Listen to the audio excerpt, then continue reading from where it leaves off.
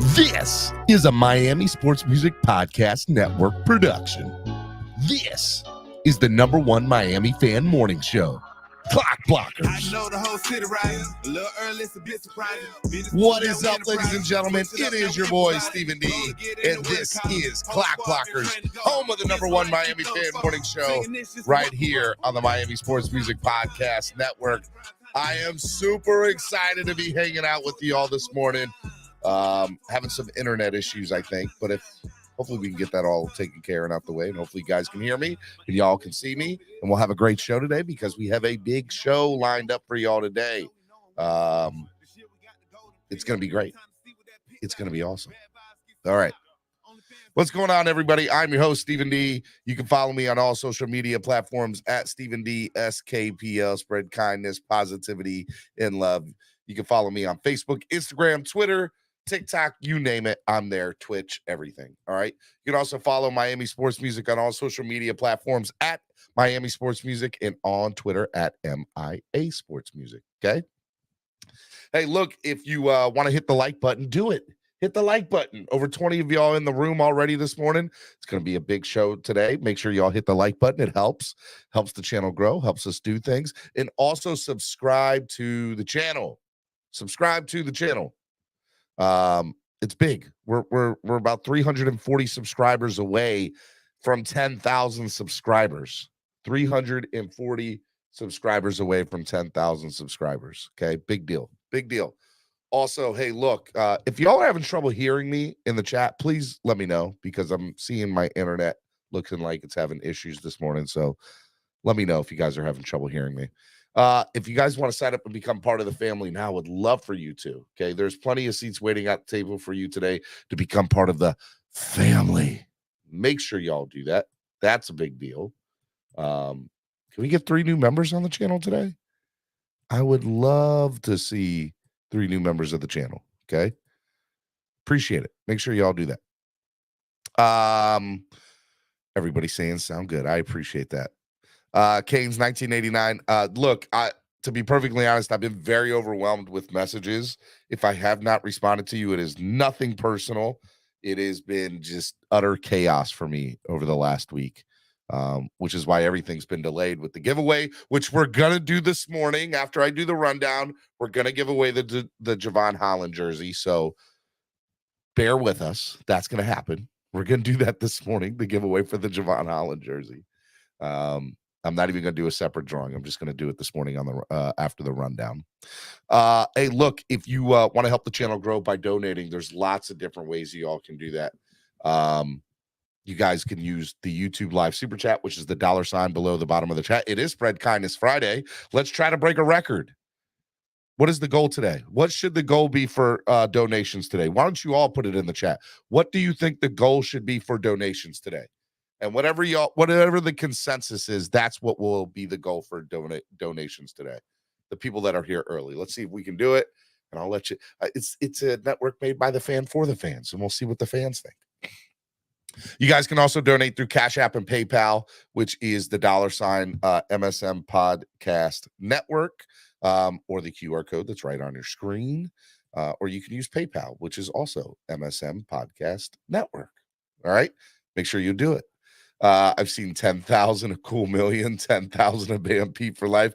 All right, come on, guys. Like, we're trying to raise money for. If y'all could give me 10K, that'd be great. But think about it. What is a reasonable number that you think is a good number to try to raise money for the channel today that people will hit?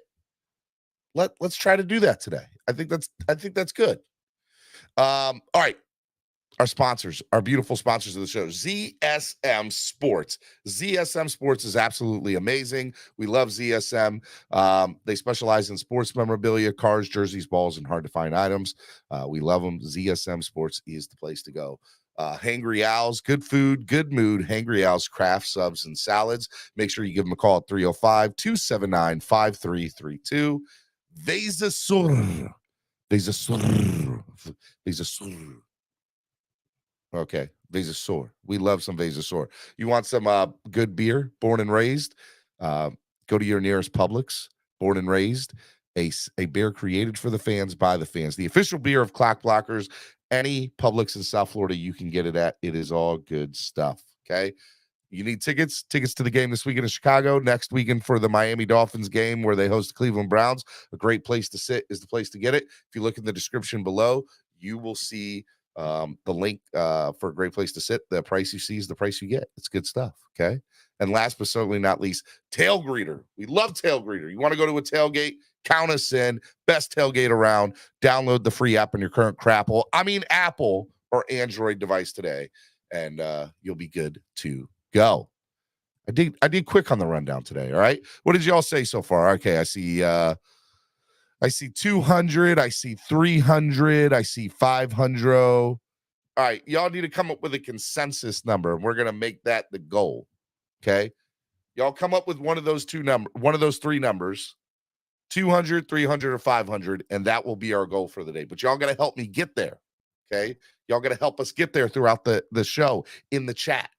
Okay, that's going to be the goal for today.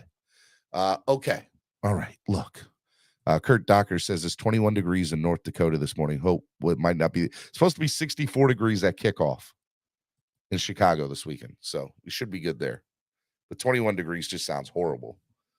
Horrible, absolutely horrible. All right, let me. So you have donated a lot to the channel over the last week and a half. And so we had 115 donations in total throughout this past week, which was great. And so what I did is I put everybody into the wheel, and I put them in randomly. Matter of fact, I'm gonna shuffle them up more. Shuffle them up. I've just been shuffling. Okay. So I'm not even gonna do 15, whatever. Okay. The person that wins this is going to win the Javon Holland autographed jersey giveaway, okay, which is going to be pretty awesome. Okay. So what I will do, I know I've shuffled a million times so far this morning. What I need from Chef Zhu is a number between 1 and 8, Chef Zhu. Number between 1 and 8, Chef Zhu. Let's go. A number between 1 and 8. And that's how many times I will shuffle. And then this is for everybody who donated, PayPal, Cash App, YouTube. It's been all good stuff. And I'm going to shuffle that many times, and then I'm going to hit it. C-Dog Dean said 7. Let's see what Chef Zhu says. Chef Zhu said 7. Wow. I guess we're doing 7. All right, here we go. This is for all the marbles. 1, 2, 3, 4, 5, 6, 7. Here we go. I'm clicking a spin. This is for the Javon Holland autographed jersey giveaway.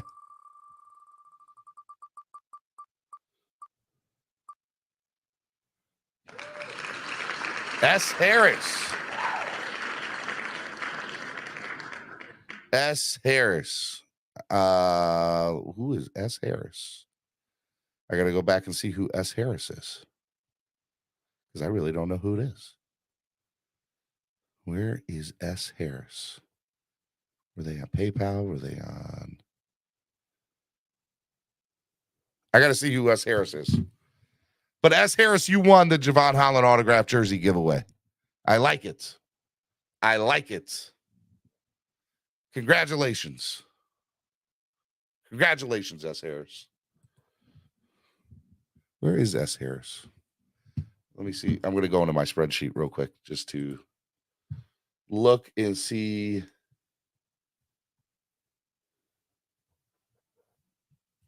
They must have been on Cash App or PayPal.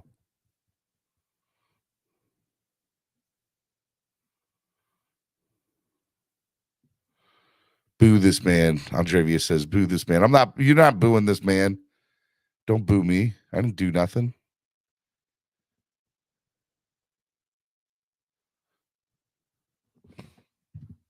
All right. I don't know. S. Harris. S. Harris. There we go.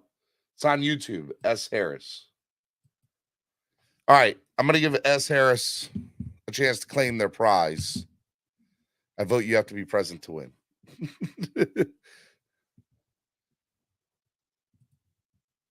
I just went to their YouTube channel, S. Harris. Okay. Well, I'm going to give S. Harris an opportunity to win. Let's go. S. Harris. I've never heard of him. No, nobody's ever heard of him. Okay. Well, just so you know, I just went to their YouTube channel. They're real. S. Harris. They donated to the channel. They entered to win. They will win. They're going to win. All right. They just need to get in S. Harris, you need to get in contact with me. Okay. Through social media at Stephen D. SKPL. Spread kindness, positivity, and love. Speaking of spread kindness, it is Spread Kindness Friday, which means I have a co-host, which means it's usually Cameron, but not anymore. Now Fridays belong to this man. We kicked Cameron on out. We said, get out of here. Go to Thursdays. Okay. Mr. Jason Sarney's now here on Friday. What's up, Jason? You're on mute. You're on mute. Good morning, my friend. I was just waiting for the applause to kind of dwindle down. I like that applause, but I like more. I like more to be joining you on Fridays. I've loved this, and I'm glad to be here. I know you've been out with me for the past few Fridays, and it's been going really well. And now we've made it official. You were going to be a co-host with me on Friday mornings, and you did your inaugural show last night, the Thursday night kickoff with Jason Sarney. Adam S. said, great show last night, Jason. Thank you, Adam. Appreciate that, sir. And thank you, Steve. It was, man. I did good. I was really excited for it. It was a great show. And then we had our girl Nonis did her show right after you, and she did a great show. If you guys missed it after today's show, you go back and listen. It'll be good stuff. It'll be good stuff. Sea Dog Dean said, your call about Madison and Sertan was spot on. I made that point online last night. They're doing great with all the other coaches for life. I don't know who made that point, if it was me or you, whoever, but it was a great point nonetheless. We'll take points wherever we get it. That's like, right. Standard. That's right. All right, so it sounds like nobody wants to give me a legit goal for today because Edward Loftus said 1,000 should be our goal for the day. Cut that in half. Do 500. I think that's a nice number. You want to do 500 as the goal for the day? Well, people suggested 4. Okay. Let's do 4. I think 4 is more of a attainable number today. That's fair. Okay, so you're going to be giving away some stuff today. Yeah. Oh, yeah. I got my pile here. I love my cards. I love this hobby. It's a lot of fun. And swimming in dolphin cards. Pun intended.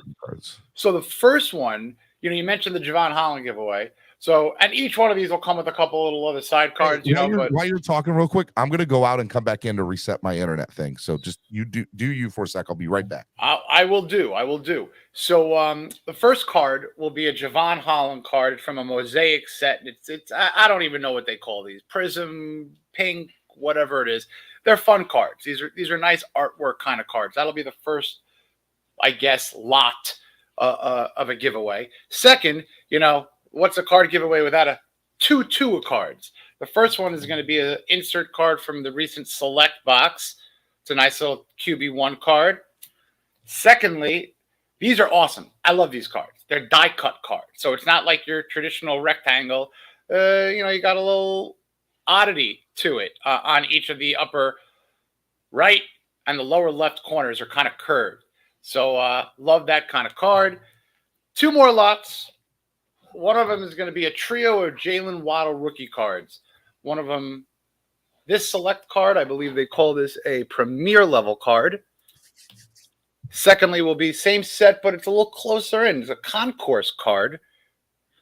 And then I love this card. This is a beauty card, a red, white, and blue die cut. So this is one of those cards you put on your desk. I love it. We got some cool giveaways, some great cards this morning. Always, man. And then the big kahuna. And we're going to, you know what? It's going to be a tease. I'm not going to say who this player is. It's a pair of cards. But we have a guest coming on in a couple of minutes who had some really good coverage of this particular player. So what's the first card we're giving away today? The first one will be the Javon Holland to kind of piggyback off of the Javon Holland giveaway. It was the pink mosaic card there. And I'll throw in a couple of other Hollands too. All right. So what we'll do is the first 5 people, because we got to raise some money today. Okay. Yep. We're gonna do some wheels. you're going to enter into some wheels. Okay. First 5 people to donate $10, I'll put those 5 people in a wheel, and then we'll pick one. That cool? That works for me. First 5 people to donate $10, you will be entered to win. Let's put it up one more time. The Javon Holland. We'll call it a pink mosaic rookie card. That's dope. That's a dope card. Okay, let's go. All right. So we have a big guest coming on today while we're waiting for those to come in. Kyle Krabs from Locked On Dolphins is coming on this morning. I was pretty excited about it.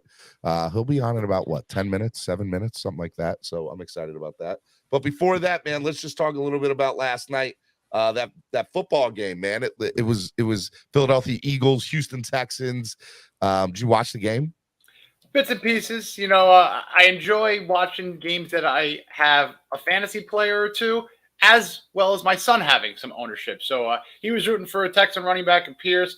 I was rooting for Davis Mills to get some points. We each were moderately happy, but ultimately Philly is just a better team. Houston played a lot better than I thought they would with everybody they had out and with how supposedly or allegedly good Philadelphia is, which I'm not buying, just so y'all know.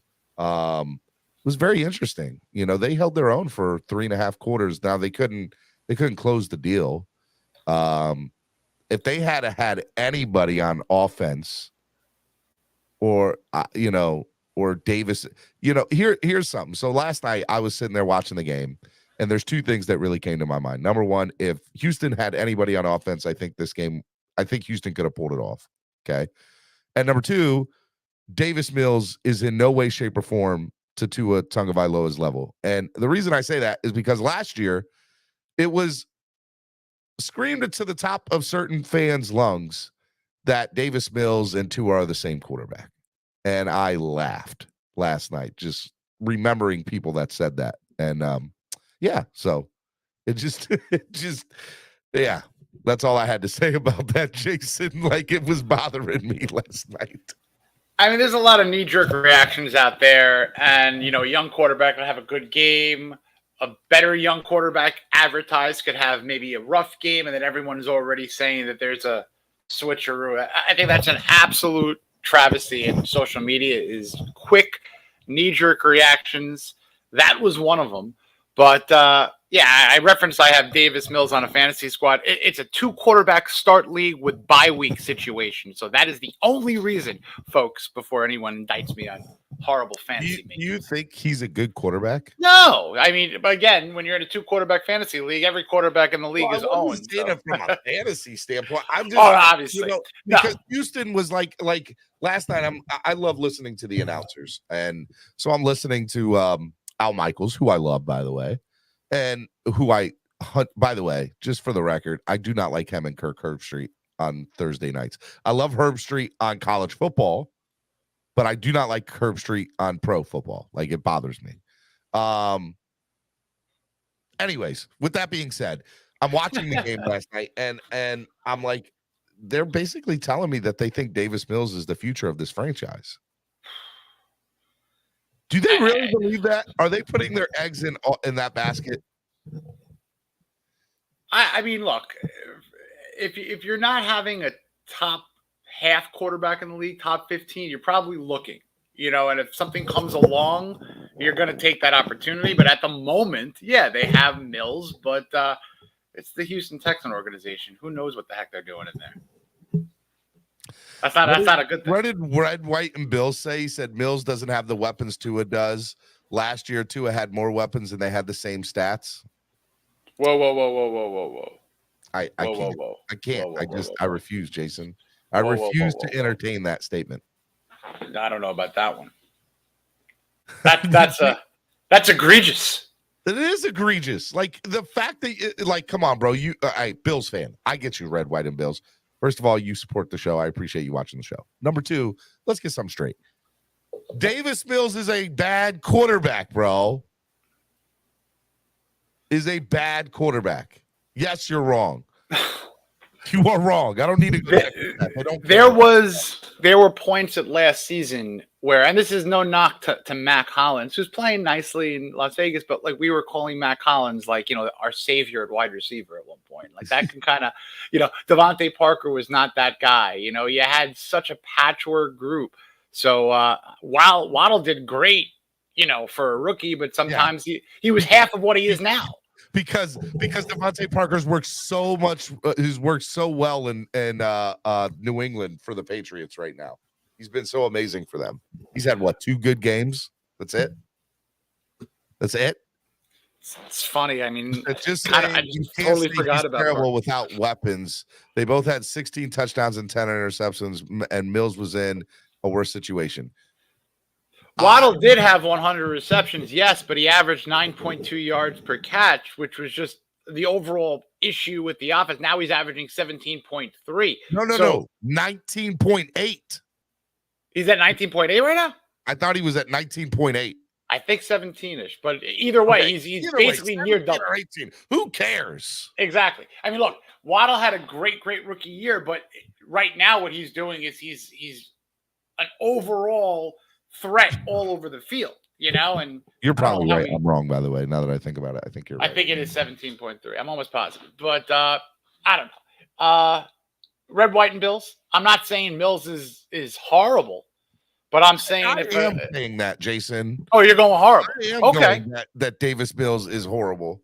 So if you're gonna, I have him like 24, 5, 6 in that area. You got him in the 30s.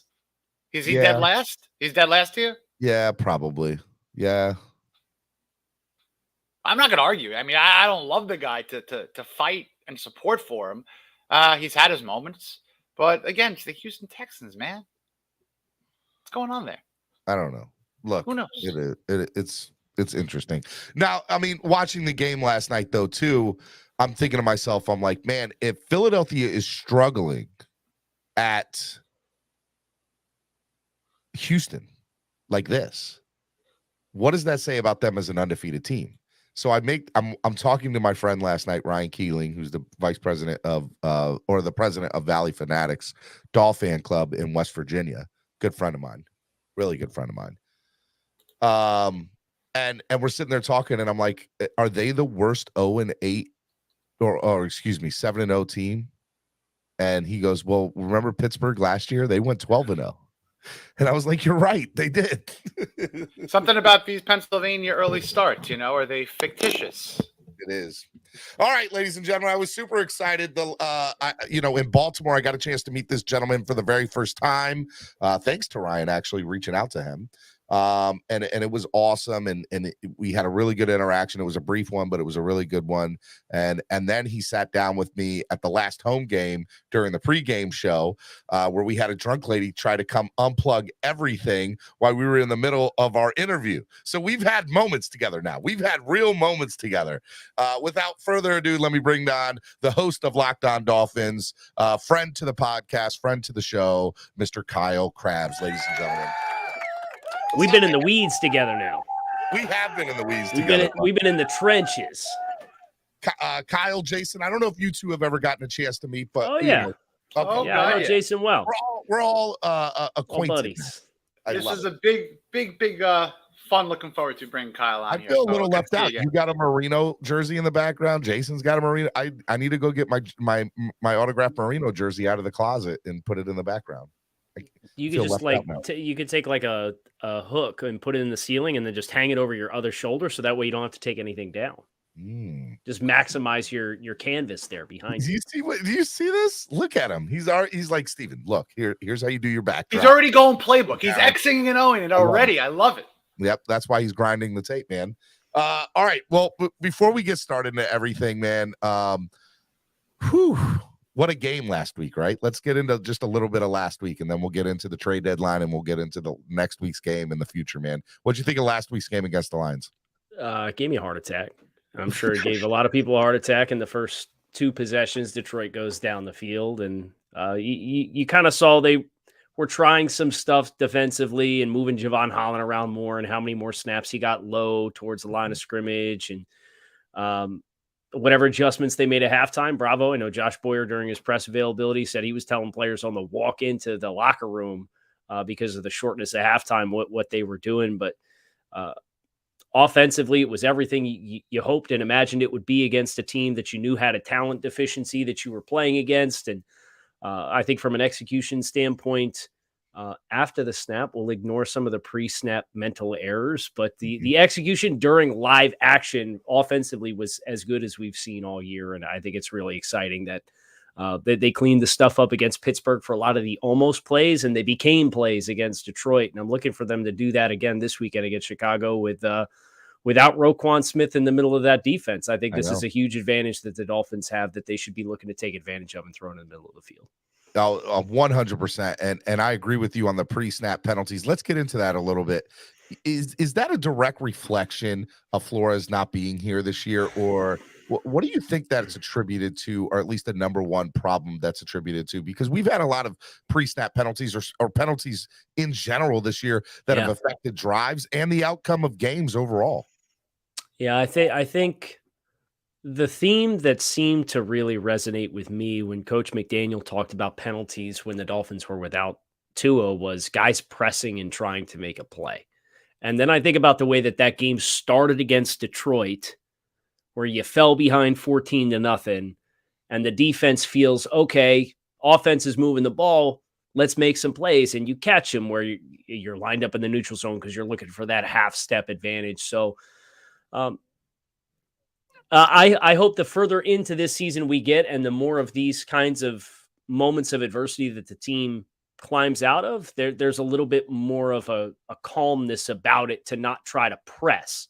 Because I think you can even go back to Minnesota when Dalvin Cook popped a big run. We had guys jumping out of gaps because they were trying to make a play and get a stop on third down. And that's when bad things happen. So I really think I admire it because it's the ownership of the players on the team to want to make a play because they feel that they have a chance to win. But, just trust it. And I think that the success that has come in these moments of adversity hopefully breeds that trust so that these easily avoidable mistakes don't continue happening moving forward. One of the things that I was able to recognize is you look at the first half and you look at the second half, Kyle, you saw a night and day difference between the two from a defensive standpoint, penalty standpoint. And to me, we want to sit here and attribute X, Y, and Z to, discipline, or that's a coaching staff problem or whatever it is. But what I saw is the coaching staff at halftime, whatever changes they made or did not make, they were a totally different team in the second half on defense, especially. And I think that shows me more than anything that they can change whatever they need to on the fly and adapt to any situation. Would you agree? Yeah, I think there's been a couple good instances this season of being able to pivot or zig when you thought you were going to have to zag and being flexible with what you do. And that's a testament to having a team that's a little bit more experienced. I think about some of the veterans that have been brought in, the Teron Armsteads of the world, the Melvin Ingrams of the world, and the impact of those kinds of players and everything that they've seen through a decade of playing at really high levels. I think that is a testament to the coaches, but it's also a testament to some of the vets that are on the roster to be able to do exactly what you're saying, Steve.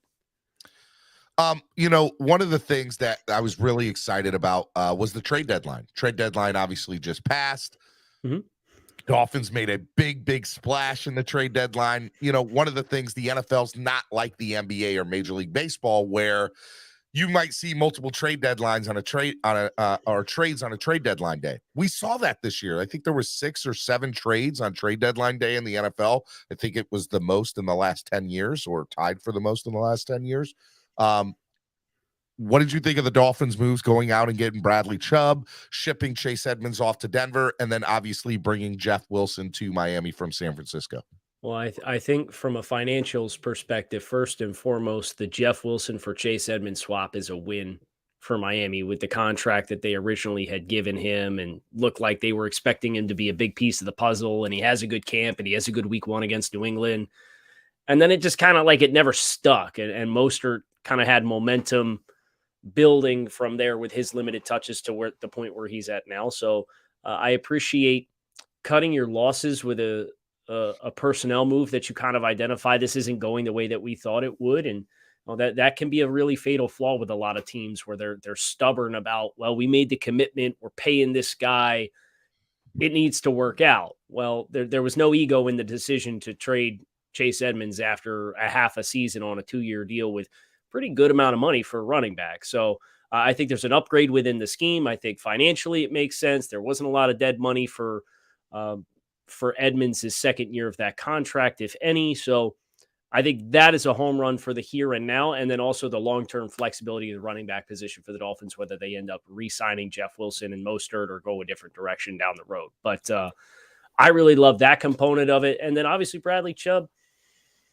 I look at a couple things, and I look at, as you look at the roster, and you've got two $18+ million year corners in Xavier Howard and Byron Jones, and now they are both guys that at different junctures in their careers have had things that have prevented them from staying on the field. And in a lot of cases, 30 years old, which is these guys are a year or two away from getting into that threshold. It's largely considered a big threshold for running backs and sustainability of play. So I think what's interesting is you think about Jalen Phillips on a rookie contract and bringing in a pass rusher and Bradley Chubb, and it's a change in ideology. But I think as you forecast forward, because that's one of the big questions, right? It's like, what's this going to look like moving forward? We've been this man coverage type team, and I think the trends in the league, you get a lot more too high coverage. You want more zone coverage to keep eyes in the backfield for these athletic quarterbacks. Getting guys that can hunt up front and hunt the quarterback and can win early is the recipe to allow you to do the things on the back end at a more impactful level that the Dolphins have tried to do this year, but just haven't had the horses to run. So I think long-term, you may see this team transition away from a secondary greater sign than pass rush to a pass rush greater than sign secondary, just because of the way the game is played right now. And this was an opportunity to go out and get a player that they clearly felt really good about. And you turn on the Broncos tape, and Bradley Chubb's 275, and he's lined up over slot receivers and rushing from depth, and he's winning inside on offensive tackle. Like a lot of the same stuff that you see with Jalen Phillips, there's overlap as far as the versatility that they have and the height, weight, speed, explosiveness. So it's really, really neat. And as I'm trying to read the tea leaves, I think that's the biggest thing for me. This is going to signal moving forward over the next couple of years, a shift in the ideology of how the defense works. Great points, Kyle. And it actually segues really well into the question I was really going to kind of ask to set up what you think that you described so eloquently would be the change with the addition of Chubb. So to kind of go above that question, how do you think a cornerback like a Kader Kohou, he's been playing so well, do you think that his performance early in the season as an undrafted free agent negated them from going after another cornerback or a defensive back? I certainly think it helps, right? And I think it helps give you long-term flexibility too when you think about the improvements that we've seen from Nick Needham over the last 4 years. And obviously we're hoping that he is healthy as soon as possible, but he was on track to get a really nice contract, and it might not have come from Miami from a salary cap perspective. And the parallels with Kader and coming in as a UDFA and playing early and playing well like Nick, I think that softened kind of that anticipatory blow, but they've had a lot of trust. Like Kader's played on the outside against Detroit. He was playing outside corner. We associated, okay, he's going to be your nickel. He's playing outside, playing cover 3, and some miscommunication stuff in the first half against Detroit where he drove on an in-breaking route and they the slot ran a corner route, deep corner, and to Khalif Raymond. And that was one of the big hits that they took down the field. And they run down and touch him down. And Kader looks up at Javon, and Javon goes, 3, we're in 3, man. So he's like, you got to stay back. So there's growing pains there, but he's a really exciting player and he tackles really well too. And I think that'll be really big this week against Chicago too. So I have a lot of trust in Kate, a lot more trust in the UDFA than I anticipated I would ever find myself having on a team that's competitive and thinks that they're ready to win now. And I also think that there's probably an internal anticipation that we're going to get Byron Jones at some point. They haven't let it go. They haven't dismissed it and working back from whatever injury it is. But I think it also speaks pretty strongly that they feel they're going to get Byron Jones at some point. And if they do, that's when this can get really exciting, right? Because you get a player like that back as a late season acquisition to add into the group, and he knows the system. I think that you could really do some fascinating stuff if you do end up getting Byron Jones back, and we'll cross our fingers and knock on wood and do all those things we got to do to hope that we get that. Kyle, one of the people at the beginning of this year I remember talking a lot about was Noah Igbenogany. And Noah, for me, at least on my channel, there's nobody on this team that I've been more critical of than Noah. I can admit that I've been very critical of him. I've talked a lot of trash about him. He doesn't deserve a roster spot. He doesn't deserve to be here. You know, he's you know, if he's not good enough to play, if he's not good enough to dress, why are we wasting a roster spot on him? And I can admit, Kyle, that I was dead wrong about Noah Igbenogany. And over the last 2 or 3 weeks, I've seen him elevate his play from something that we hadn't seen in the first couple of years of him being here to the last 2 weeks where I'm like, this guy could help us make a run, you know, and be a significant factor on defense. What are your thoughts about Noah Igbenogany, and why has he made this step, this humongous step over the last 2 or 3 weeks? Yeah, I mean, I'm just looking up the snap counts for him the last 4 weeks, 31, 31, 75, and then he did dip to 19 because you got Crossan back and you got Cater back this past week. So that might have been a matchup specific thing too with playing zone coverage. I know that's kind of been the struggle for Noah is in zone, feeling when to clamp and squeeze routes as compared to in man coverage. When you're able to play in guys' face, it's a little bit easier to stay attached and be competitive in routes. And so we'll see what we get this week from Noah. But yeah, I was with you, Steven, where I was really patient. Give him time to grow. He's a super young player. He played wide receiver when he got to Auburn. And then about midway through the preseason, it was like, yeah, man, we're still making the same mistakes. And that for me, when you're asking yourselves questions about the 53, thank you, Phil. If it's not for financials, would he make the roster? And I think it's really cool that we have been able to see him get thrust in some big moments and make some big plays and show that the moment is not too big for him. Now, he's not immune from some of the same lapses that he's continued to have, but I think he's a player, and I know that the chat made mention of this, he's still one of the youngest players on the roster. So the light bulb might not ever fully come on this rookie contract, but will he show enough to earn a secondary commitment from the team? Because you're certainly not going to get a 5th-year option exercised on him just based off like the financial implications of that. It's just not going to happen. So his 4th year will be a contract year, and it'll be interesting to see if he ends up being a player who, like another much maligned 1st-round pick at corner, Eli Apple. We could say all we want about Eli Apple and how teams pick on Eli Apple, but he's still a starting quarterback in the NFL, and he's getting paid a respectable amount of money, right? So the expectations were just never really going to align with reality unless Noah came in and balled out immediately, and that didn't happen. So it has been very cool. I love the locker room stuff after the Pittsburgh game when he had to play the whole game because you had 3 corners to work with the entire game. I respect the way he's handled it. I respect the way he continues to work. I don't know that there's a long-term fit, but that's what the next year and a half or season and a half is going to help us get the clarity that we need from Noah. Kyle, shifting to another first-round defensive player in Jalen Phillips, really starting to heat up. You had a great tweet where you basically it captured all of his non-sack plays that were so important to that Detroit win. Now, he has heated up with pressures lately. The last 3 weeks, he has 9 versus in the first 5 games, he had only 3. So what do you attribute that to prior to Bradley Chubb, and how potent can Chubb and Phillips be? They're both top 10 in blitz win rate, and that's fantastic for the Dolphins to have now. Yeah, this is a really exciting pairing because I think both guys in Denver, Bradley's getting rotated in and out with Baron Browning, who's taken a step forward, and they paid Randy Gregory. And that's evidenced by 5.5 sacks coming over, right? And he's a player who was playing about 75, 80% of the snaps. I don't know the number exactly off the top of my head, but if you forecast that over and overlap those with Jalen, you're if it's 3rd and 6 or more, they're going to be a problem. And I don't even think you necessarily need to live in a world when it's just those guys rush off the outside edge and complement each other.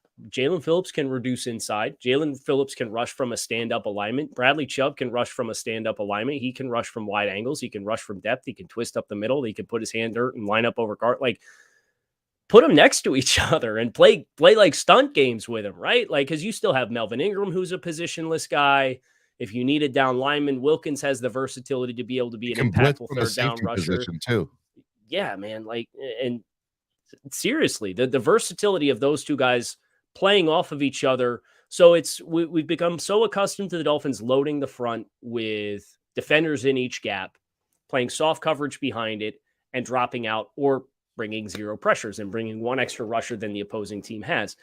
But I think some of their most impactful rush packages have been when it's like Van Ginkel out wide, Phillips at the 3 technique. You got either Sealer or Wilkins at the other B gap, and then you've got Melvin Ingram lined up outside on the other side, or like going back to 2020 when it was Kyle Van Noy that was in that role. So those 4 down groups that you can have with Chubb and Phillips, and they can play any of the 4 spots, and then you can run whatever kind of twists and stunts and games or contain rushes, or you can just have them off the edge and say, yo, go beat up on Larry Borum, assuming he plays this weekend. I know he's missed the first couple games or practices with a concussion.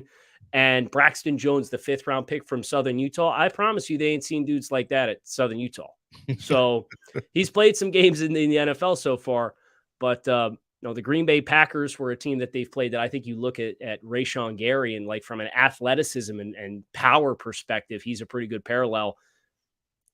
And Rashawn Gary had a good impact in that football game. So I'm really excited about the forecast, not just this week. Obviously, I'm most excited for it because it is this week that we're getting ready to play a game. But those two, I think, are going to play off each other really well. And I think we should see them lining up across from each other and next to each other to keep things as dynamic as we possibly can.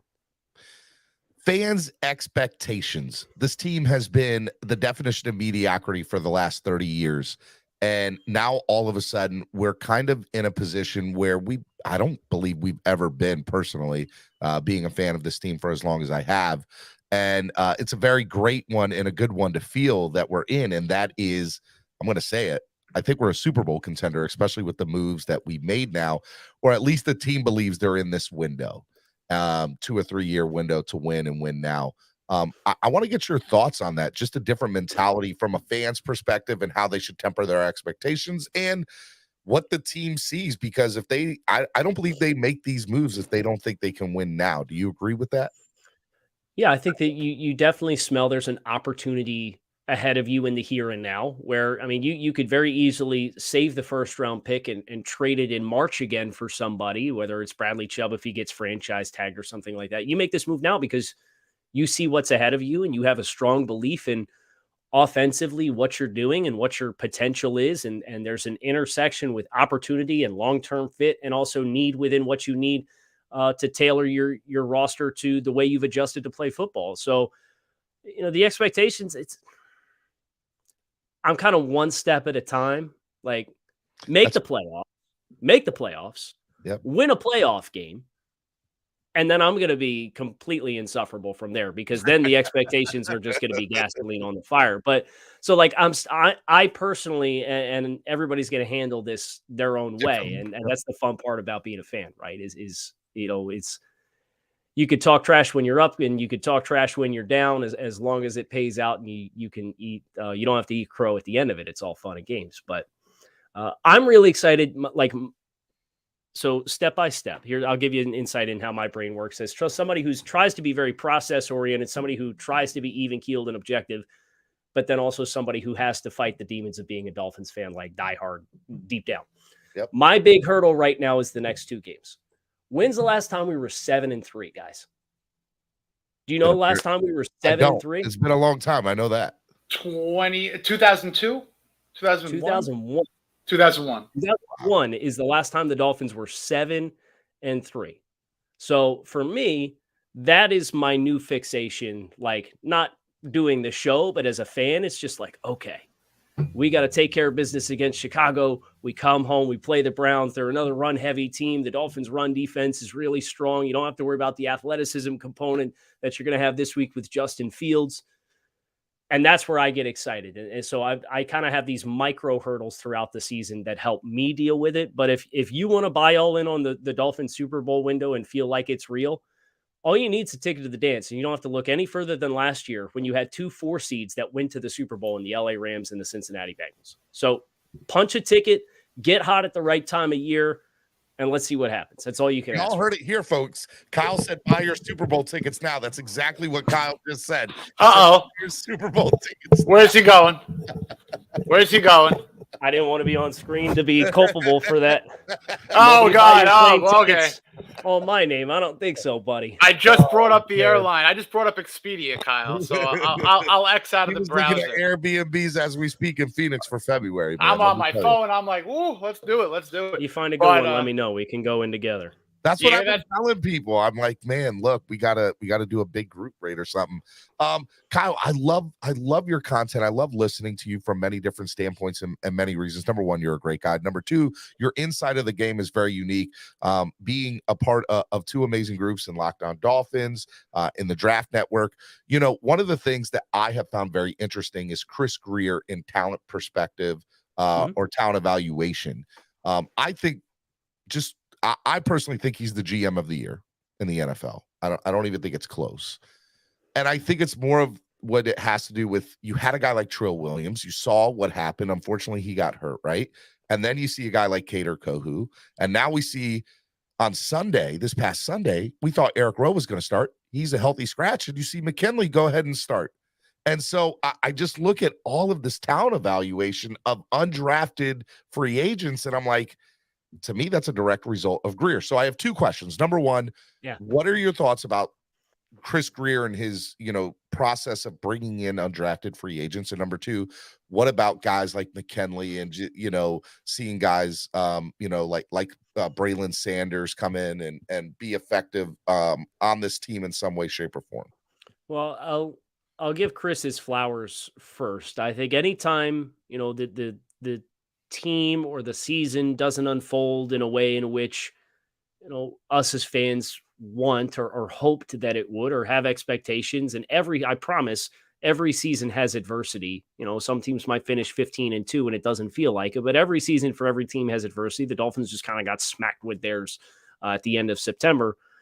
Everybody's looking for a scapegoat, right? Everybody's looking for somebody to blame. And the GM's kind of the easy person because he's been a part of the organization for so long and he has a hand in all the personnel decisions. But it's impossible to do everything, right? So it's like you think about all the other areas of need that you might have wanted the Dolphins to address, but okay, you can have all those things, but you can't have Tyreek Hill.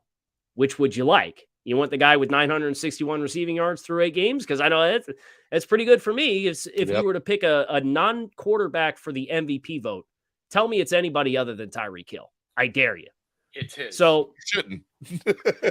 So Chris has been very even-keeled, and I got a lot of respect for the talent evaluation for the UDFAs and the constant churning of the bottom of the roster, and never be complacent with who those bottom 5 guys are on your roster. You think about Zach Sealer. Zach Sealer is a waiver wire pickup.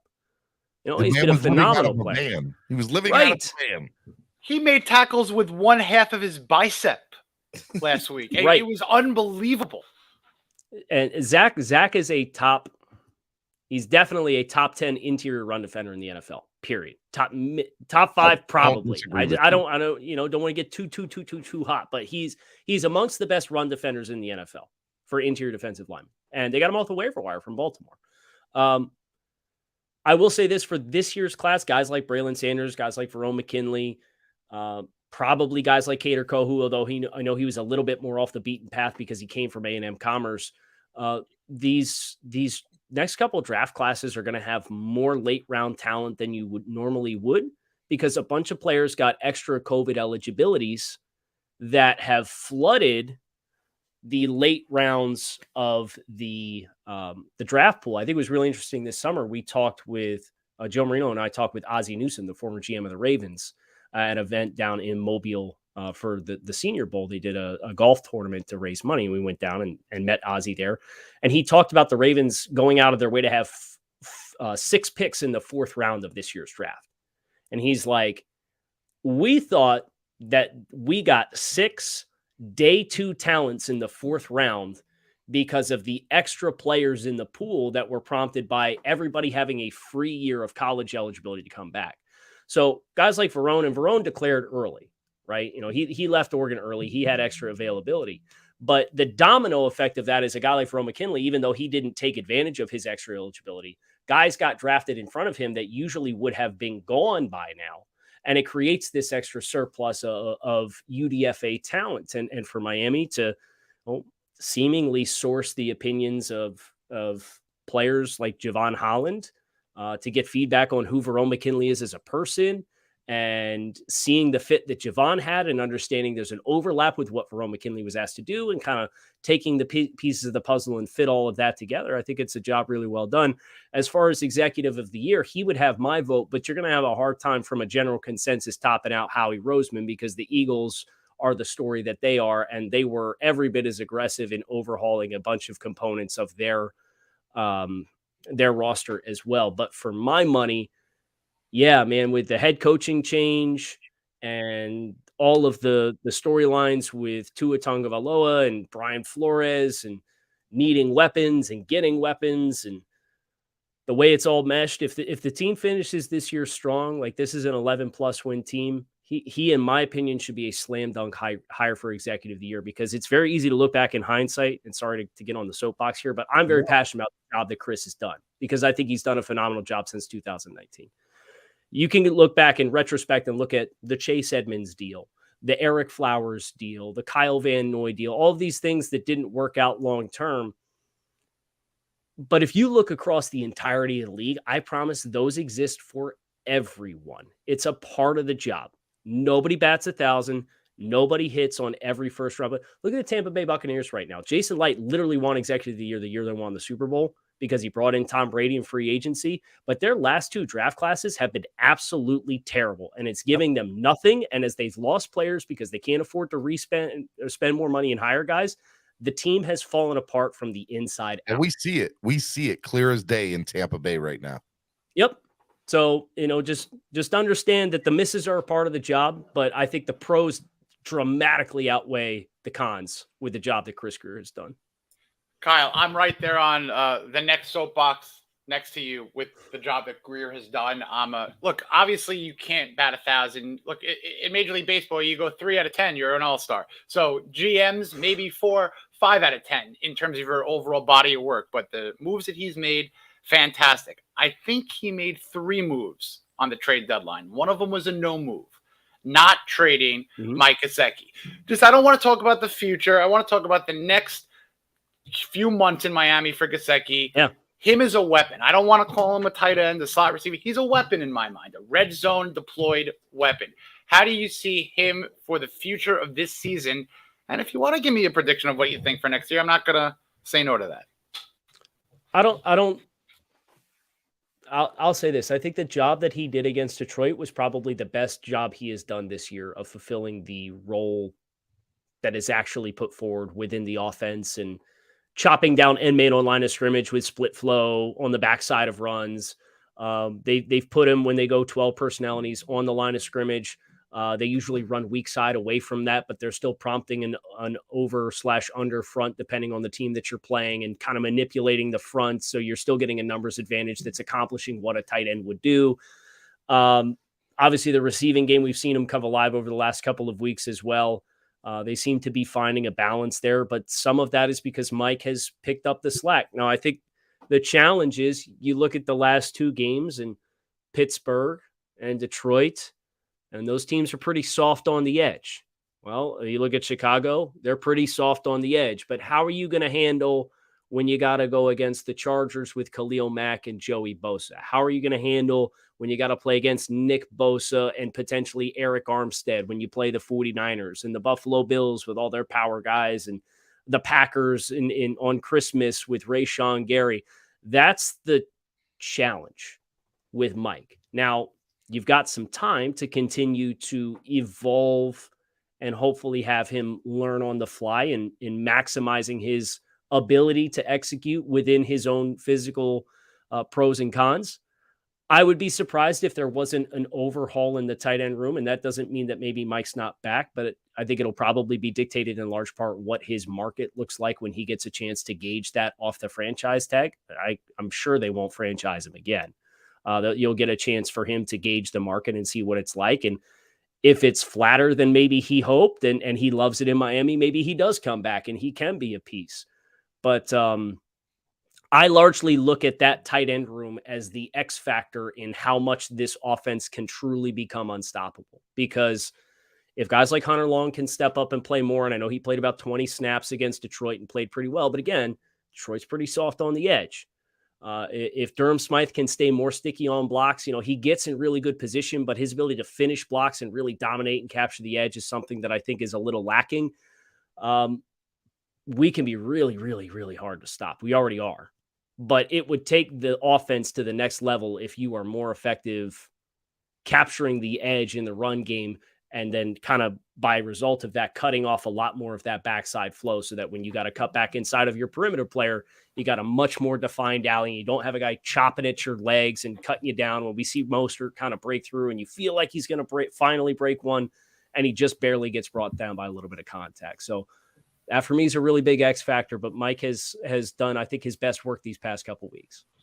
And a quick follow-up to that offensively, looking for that third option. If it is not Mike Gesicki, if you're looking at the wide receiver room, a lot of people thought it would be Cedric Wilson Jr. I feel like Trent Sherfield has kind of showed his, his moxie the last couple of weeks. Do you think it's going to continue to be Sherfield as that third or fourth receiving option, or are we going to see more of Cedric Wilson? I mean, he's stuck around. They're paying him a lot of money.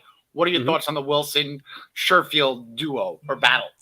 Well, I think you're now obviously with seeing Cedric back there returning punts too. They're trying to find some kind of return on investment there. And again, another transaction that if you looked at it, you're like, hey, maybe we shouldn't have done that. But hey, we signed him before we got Tyreek Hill. So do you want to have Cedric Wilson, or do you want to say, no, we don't need Tyreek Hill. We got Cedric Wilson. We're good. We paid him $6 million or whatever. So I think Sherfield is the perfect complement. The Mac Hollins of this year's group, as a guy who does all the dirty work.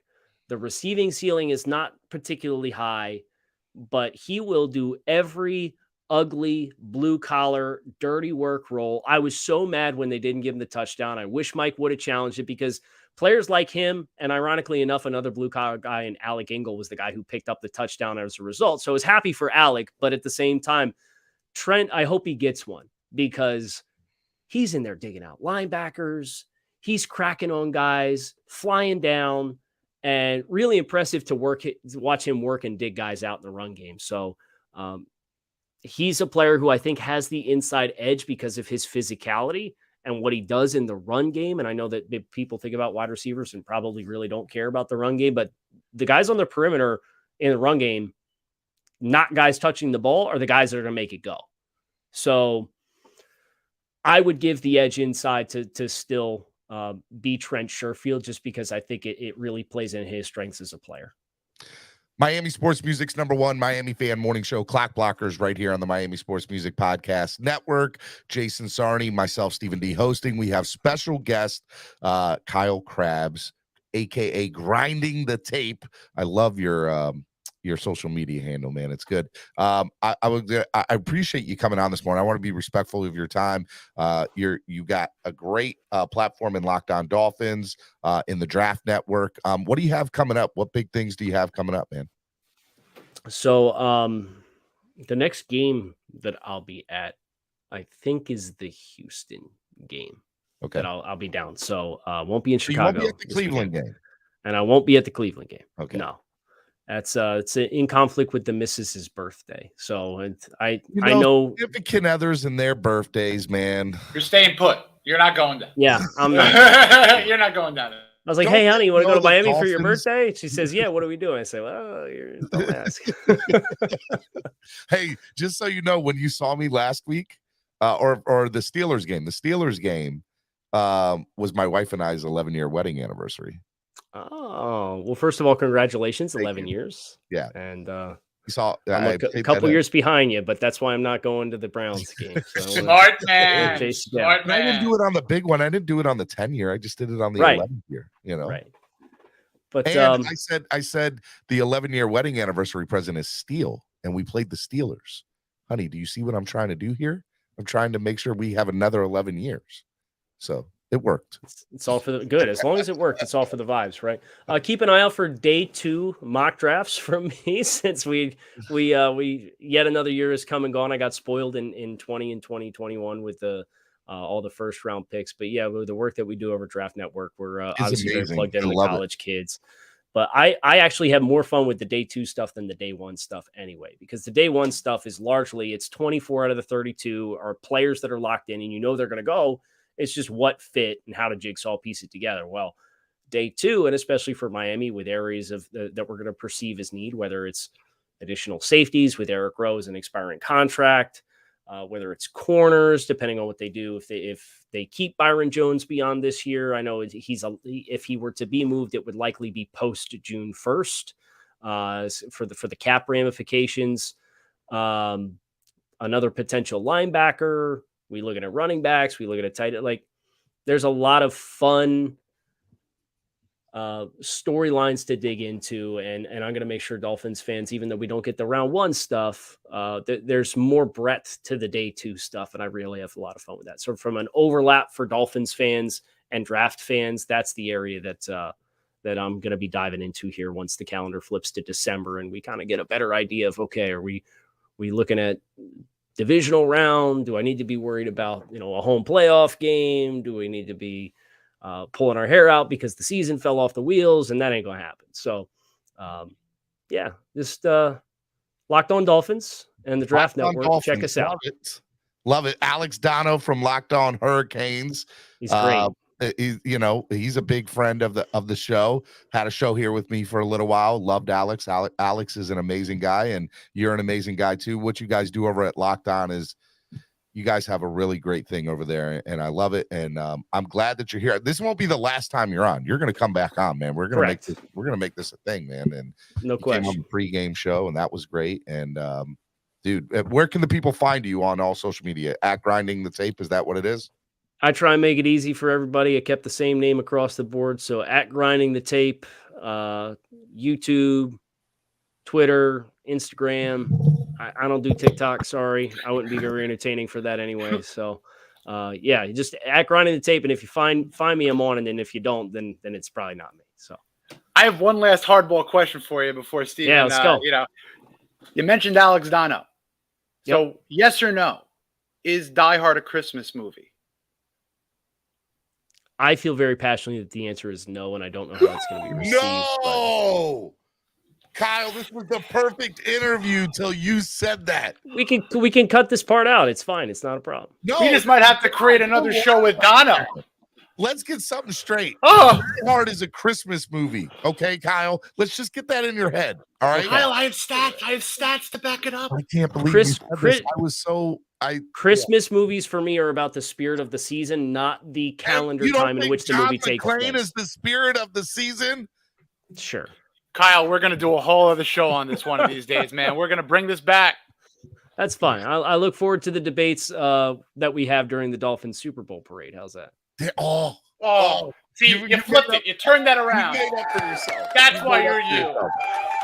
Ladies and gentlemen, Kyle Krabs, thank you so much for joining us. And I love you, brother, and keep doing the great work. It is Spread Kindness Friday here on the show, and I believe you are one of the people in this fan base and that spreads a lot of kindness in the community, man. So thank you for coming on, and thank you for being a part of the #1 Miami Fan Morning Show this morning. Well, appreciate you guys for your time and for sharing your platform with me, and look forward to us getting on again next time. Sounds good. Up, Kyle. See you guys. Ladies and gentlemen, Kyle Krabs. Ooh. That was fire, man. That was good. That was I was taking notes of his he's really locked good. in. He's really locked good. in is what he is. So great stuff. Hope you all enjoyed that. Miami Sports Music's #1 Miami Fan Morning Show. Clock Blockers right here on the Miami Sports Music Podcast Network. It is Spread Kindness Friday. hit the like button if you haven't done so already. Want to remind you guys, we gave away the jersey this morning. S. Harris won the jersey. Congratulations, S. Harris. But we are giving away, Jason, put it up on the screen. I'm going to put you on the big part of the screen so people We can got see. the Javon Holland, so that'll The go next first. 5 people that donate $10 will get entered to the wheel to win a Javon Holland rookie card that is a pretty unique one. It's what is it? What do they call it? It's the Mosaic brand of Panini, and it's their pink camo card or something like that. So next 5 people that donate $10 to the channel, you'll get entered to win that. Okay. And in honor of Kyle Krabs coming on, he did some great analysis of Jalen Phillips. We'll do at the end, the big kahuna of the day would be a Jalen Phillips autograph rookie card. Well, that'll be at the end. You're going to have to figure out the points on that. No. So what we'll do is anybody who donates $15 today, because he's number 15. Oh, I love that. Anybody who donates $15 will get entered to win the Javon or the Jalen Phillips card automatically. So 15 is the magic number. If the next 5 people donated 15, they're in both. Then they would get in for the 5. They would get in for the Javon Holland right now, and they would be in for the Jalen Phillips later. Call it a double dose. That's fine. Call it a double dose. Let's go. I like it. Let's do it. All right. I like it. And that'll be the last card we give away. But we have other cards in between there that we're going to do. Yes, we do. We'll bring it back. We got people that donate at least $10 will get in on the Javon Holland. We got a pair of 2 cards. Love it. And we're going to give that away later. All right. Let's talk about the game this weekend in Chicago. The Bears. The Bears. What do you think about this game this weekend? Because I'll be honest with you, the only threat, and again, I don't see it too much as a threat, but the only thing that I think is a threat from Chicago is Justin Fields. Yeah. And otherwise, I don't see there being any other threats because Roquan Smith has gone from defense. I think it just changes the entire complex of how that defense scheme is going to be run. And I think it's going to be a rout, man. I think it's going to be a rout. What are your thoughts this weekend about the Bears game? It would be terrific to see a rout. And look, someone, word of mouth, 45-12. Yeah, it would be great to see 45-12. Are we going? I don't know that we're going to get that much of a rout, but what I would like to see is the game in hand. When I say that, 23-6 at halftime, but domination. So if at the second half, they're just doing what they need to do to get out of there with the win, maybe Fields gets a couple of garbage points, they get out of there 27 to 30 to 17, something like that. That's kind of what I see. I'm a little worried about Justin Fields and his rushing ability because the Dolphins could lock down the rush in terms of running backs. They're 6th in the league in that. The only 100-yard performance they've given up has been to a quarterback in Lamar Jackson. So that's what I'm worried about. I don't really have any fear in his weapons. And as Kyle and you alluded to earlier, no Roquan Smith. That defense is soft on the edge.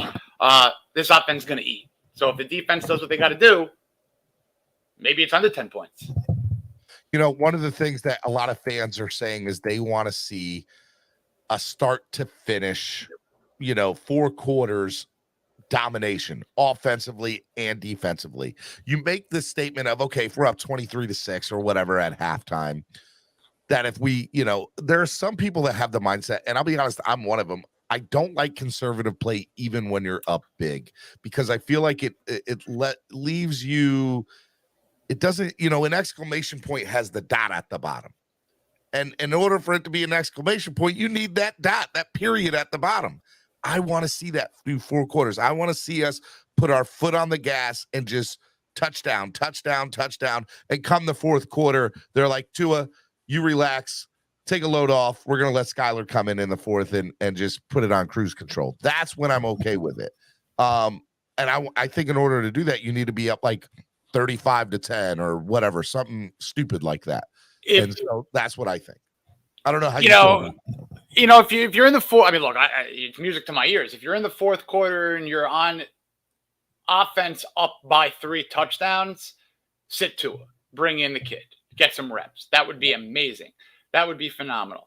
I am one of those people that have been dying to see, like all of us, a front-to-back dominating win. We have yet to see that in a really, really long time, I feel like, on a consistent basis from the Dolphins. They're built now to do that. On paper, yeah, they should dominate this game. And absolutely wipe the floor with them. And if they do that, then now the league can really start to kind of fear them. And I would hope that this is I would hope that we're enjoying football in the third quarter with it all said and done. And we're rooting for, I don't want to use the word garbage time, but we're rooting for fun carries from Jeff Wilson Jr. because the game's in hand. We want to just see him get cooking, fun receptions by Trent Sherfield, a fun third down sack by Jalen Phillips. When we know we just got this game in hand, now we're just eating and eating and eating. We're waiting for that. I think it's around the corner. I hope you're right. From your mouth to God's ears, I hope you're right. I really want that to be the case, and I hope that it is. All right, Miami Sports Music's #1 Miami fan morning show, Clock Blockers, right here on the Miami Sports Music Podcast Network. Want to remind you all today at 2 p.m. there will be the debut show of the Lunchtime Rewind, hosted by Nando Talk at 2 p.m. Eastern time this afternoon. Our man Nando will be doing an afternoon show at 2 o'clock, which I'm super excited about.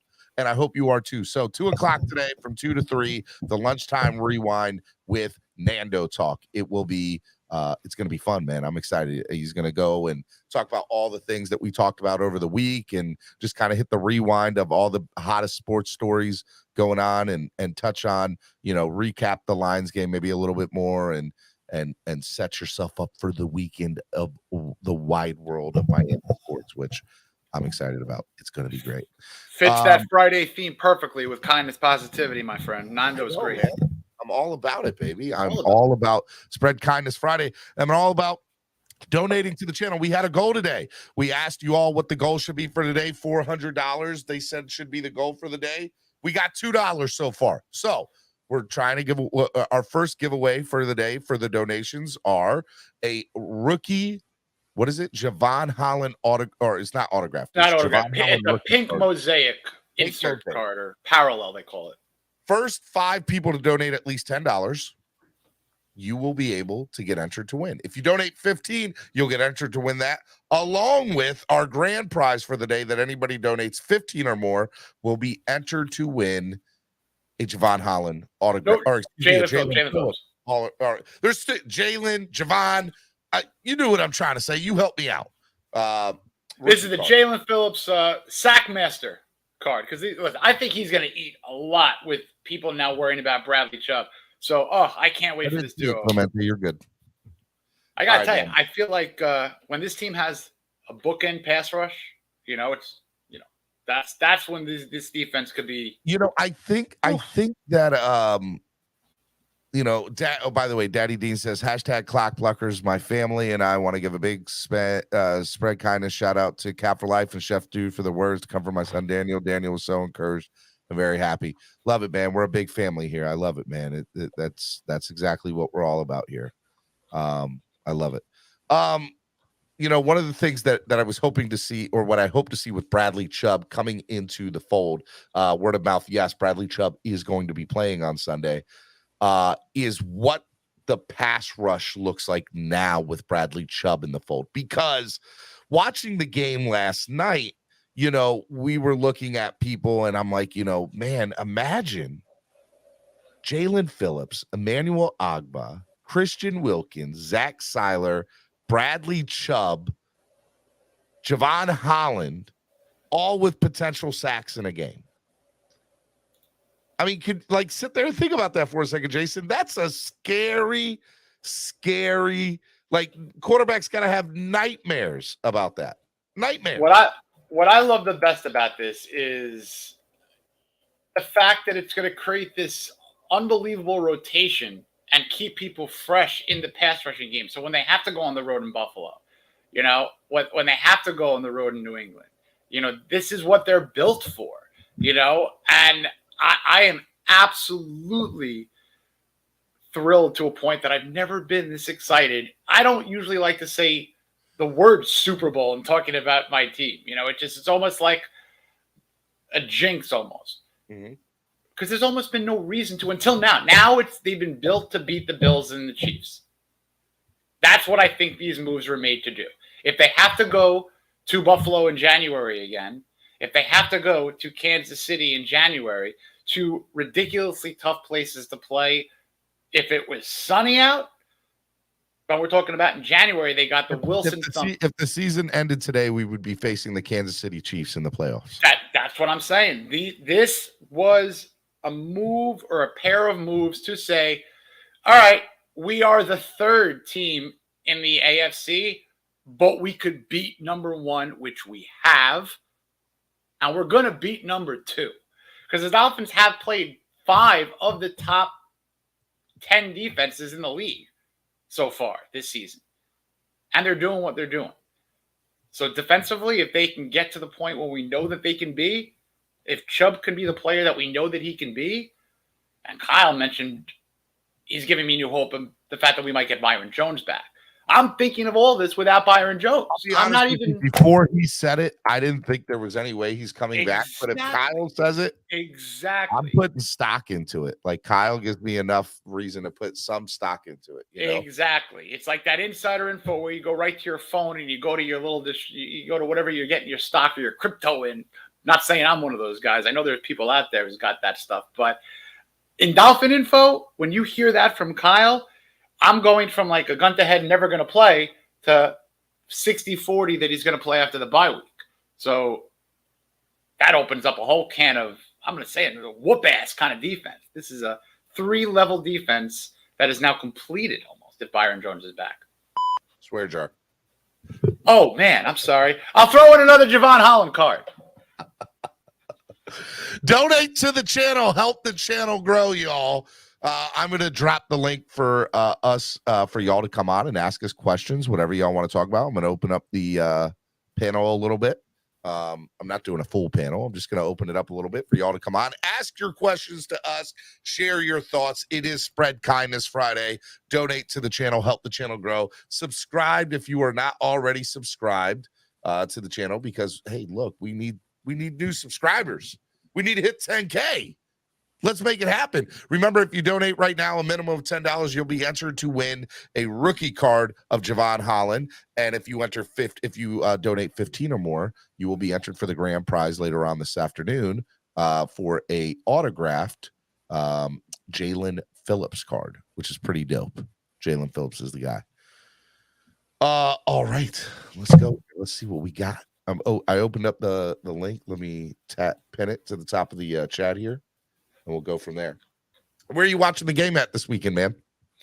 It's not on my TV here. And my brother and I, we have a nice little DirecTV kind of split that we do. It's his turn. So I'm going to go probably Buffalo Wild Wings, something like that. But Buffalo Wild Wings. I know. It's just the easiest around here. So I'm the Maryland Dolphin Club, which is starting back up. Is throwing a big get together, and I'm doing the pregame show from out there. There we go. Hey-o. Mike S with a $20 donation. Let's go. He gets 2 entries. He's in both. I love that, Mike. Thank you. We'll give him 2 entries into this one, as well as whatchamacallit, into the Jalen Phillips too. So, Mike, you're in there, man. You're in there once for the Jalen Phillips and twice in there for the Javon Holland. Love it. Let's go. Let's get 4 more. 4 more. AB just asked about Sidney Jones, I believe. Yeah. I don't guys, drop the link in the chat if you guys want to come on and ask anything or share your thoughts or what you guys. I want to know your score predictions for this weekend, man. It's going to be a lot of fun. Much love, Steven. Thank you guys for all you do. No, thank you for the donation, man. Thank you, Mike. Helps us keep it going. Yeah, man. We're throwing a big get together in Gambrills, Maryland, at the Green Turtle in Gambrills, and I will be doing the pregame show live from there from noon to kickoff, which I'm excited about. DJ Sick Turtle will be there. The Valley Fanatics from West Virginia are coming over. It's about a 2-hour drive, and they're bringing their fan club to watch the game over there, which should be a lot of fun. And I think some people from some of the other Virginia fan clubs are going to come over too. So it'll be good. It'll be really good. Rock and roll. Love it. I know. I'm excited about it. All right. Let me bring on the first guest. We got Jerome MVP. Who is Jerome MVP? Is this Rashad? Oh, I forgot that was still in there. Yeah, that's me. See, I know avatars pretty good. Like I'm getting to the point now where I'm like, okay, I think I know avatars. I think I get it. Is that a mixture of Michael Jordan crying and a dolphin saying "What up"? What is that? Yeah, pretty much. Okay, cool. It's a crying Miami dog. I don't know. It's a crying dolphin. It's a Michael Jordan crying. Yeah, I like it. all those things in one. I like it. Is that? But see, I feel like that might be a racist dolphin. You painted it in blackface. I'm just saying. Oh wow. Am I wrong? Am I wrong? You can look at it that way. You can look at it that way. Oh my goodness! All right, man. What's up? What's going on? I was, scrolling through the YouTube content last night, and it hit me. Like I'm okay with the trade for the first round pick and all of that stuff. Then the deal hit, and someone said 14 sacks in 4 years is worth $23 million a year. You're paying him for two reasons. Number one, he had a great monster rookie year, right, Jason? Like Bradley Chubb's rookie year was great. Now, has he fallen off the last couple of years? It's been because of injuries, right? You got to remember, somewhat. It's about value, right? It's about value. Everybody's like, well, you gave up a first round, you've now extended him, you're paying all this money. The salary cap's going to go up, Rashad. And when it goes up, this is going to be a steal. This is going to be a steal. And we're going to realize, holy cow, we got an amazing. Now, you're also gambling on the fact that he stays healthy and he becomes more productive. But to the point of Tyreek Hill never being in an offense like this, or Tua not having an offense like this, the same deal for Chubb. Chubb's never been in a defense like this. Look at all the stars on the pass rush that we have. He's been in a defense like this. He played with Von Miller. He did. And but what's it the was other linebacker. But it was Von, right? Did he play in the Super Bowl? He didn't play on the Super Bowl team, did he? No, he didn't. I don't think so. No. So he was at the tail end of that. So here, I still don't think he's been in a pass rush. Like, yes, he played with Von Miller. I understand that. And Von is a generational talent. I understand that. But I don't think he's played with this much all-around talent on a defense. I personally don't think so.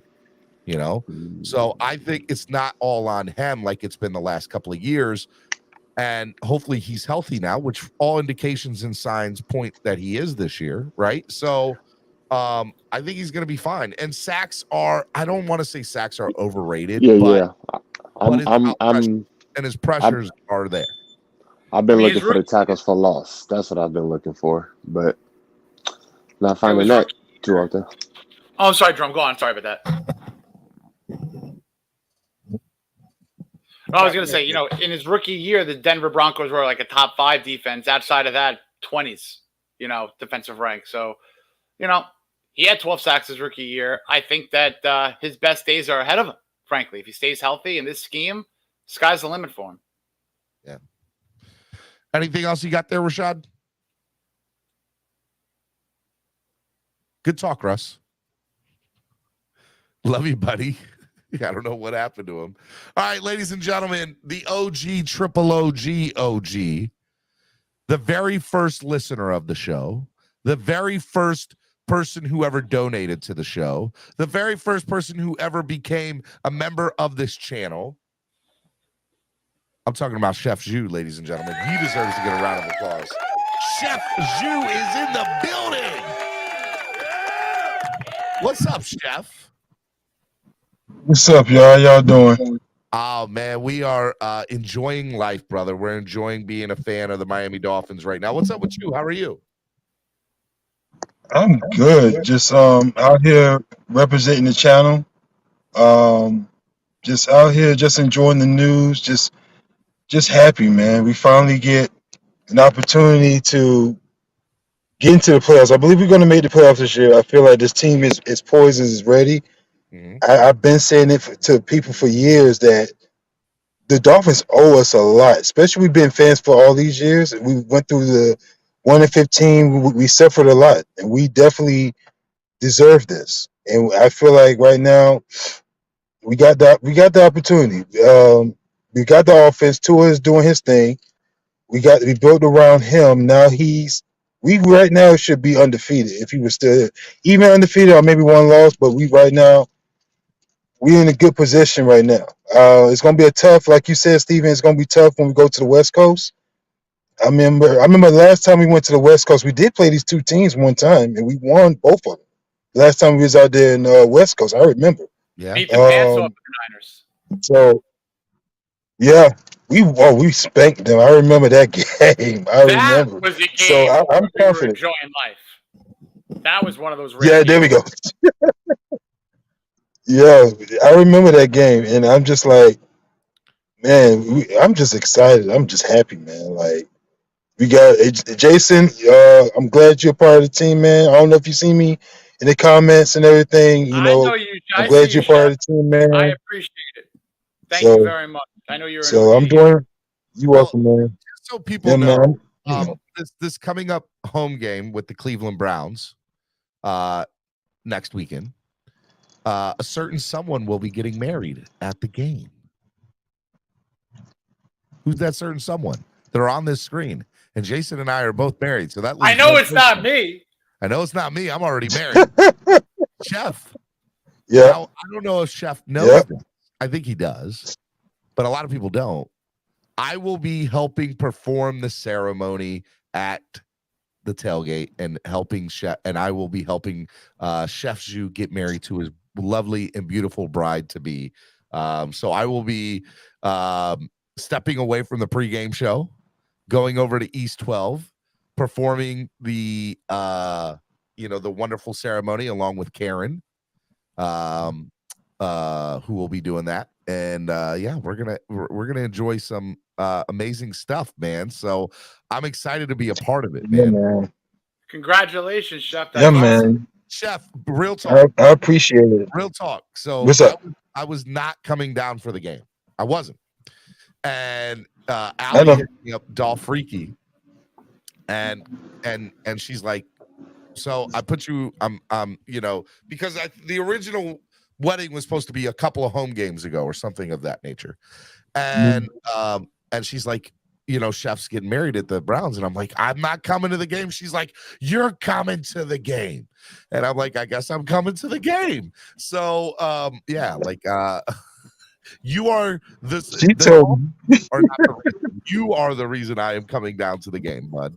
Can I wedding crash? Can I tailgate wedding crash? Because I think I might be down there too. Yeah, man, it's gonna be good times, man. Yeah. It's gonna be actually, I might need you to sit Batman at the home, and I'm gonna get a camera. I'm gonna get somebody to hold their phone. If Von Joe's with me, he's gonna get in with his camera phone, and we're gonna simulcast the wedding on the pregame show. It's gonna be good. So we're gonna put the wedding on the pregame show, which is awesome. I'm down with that.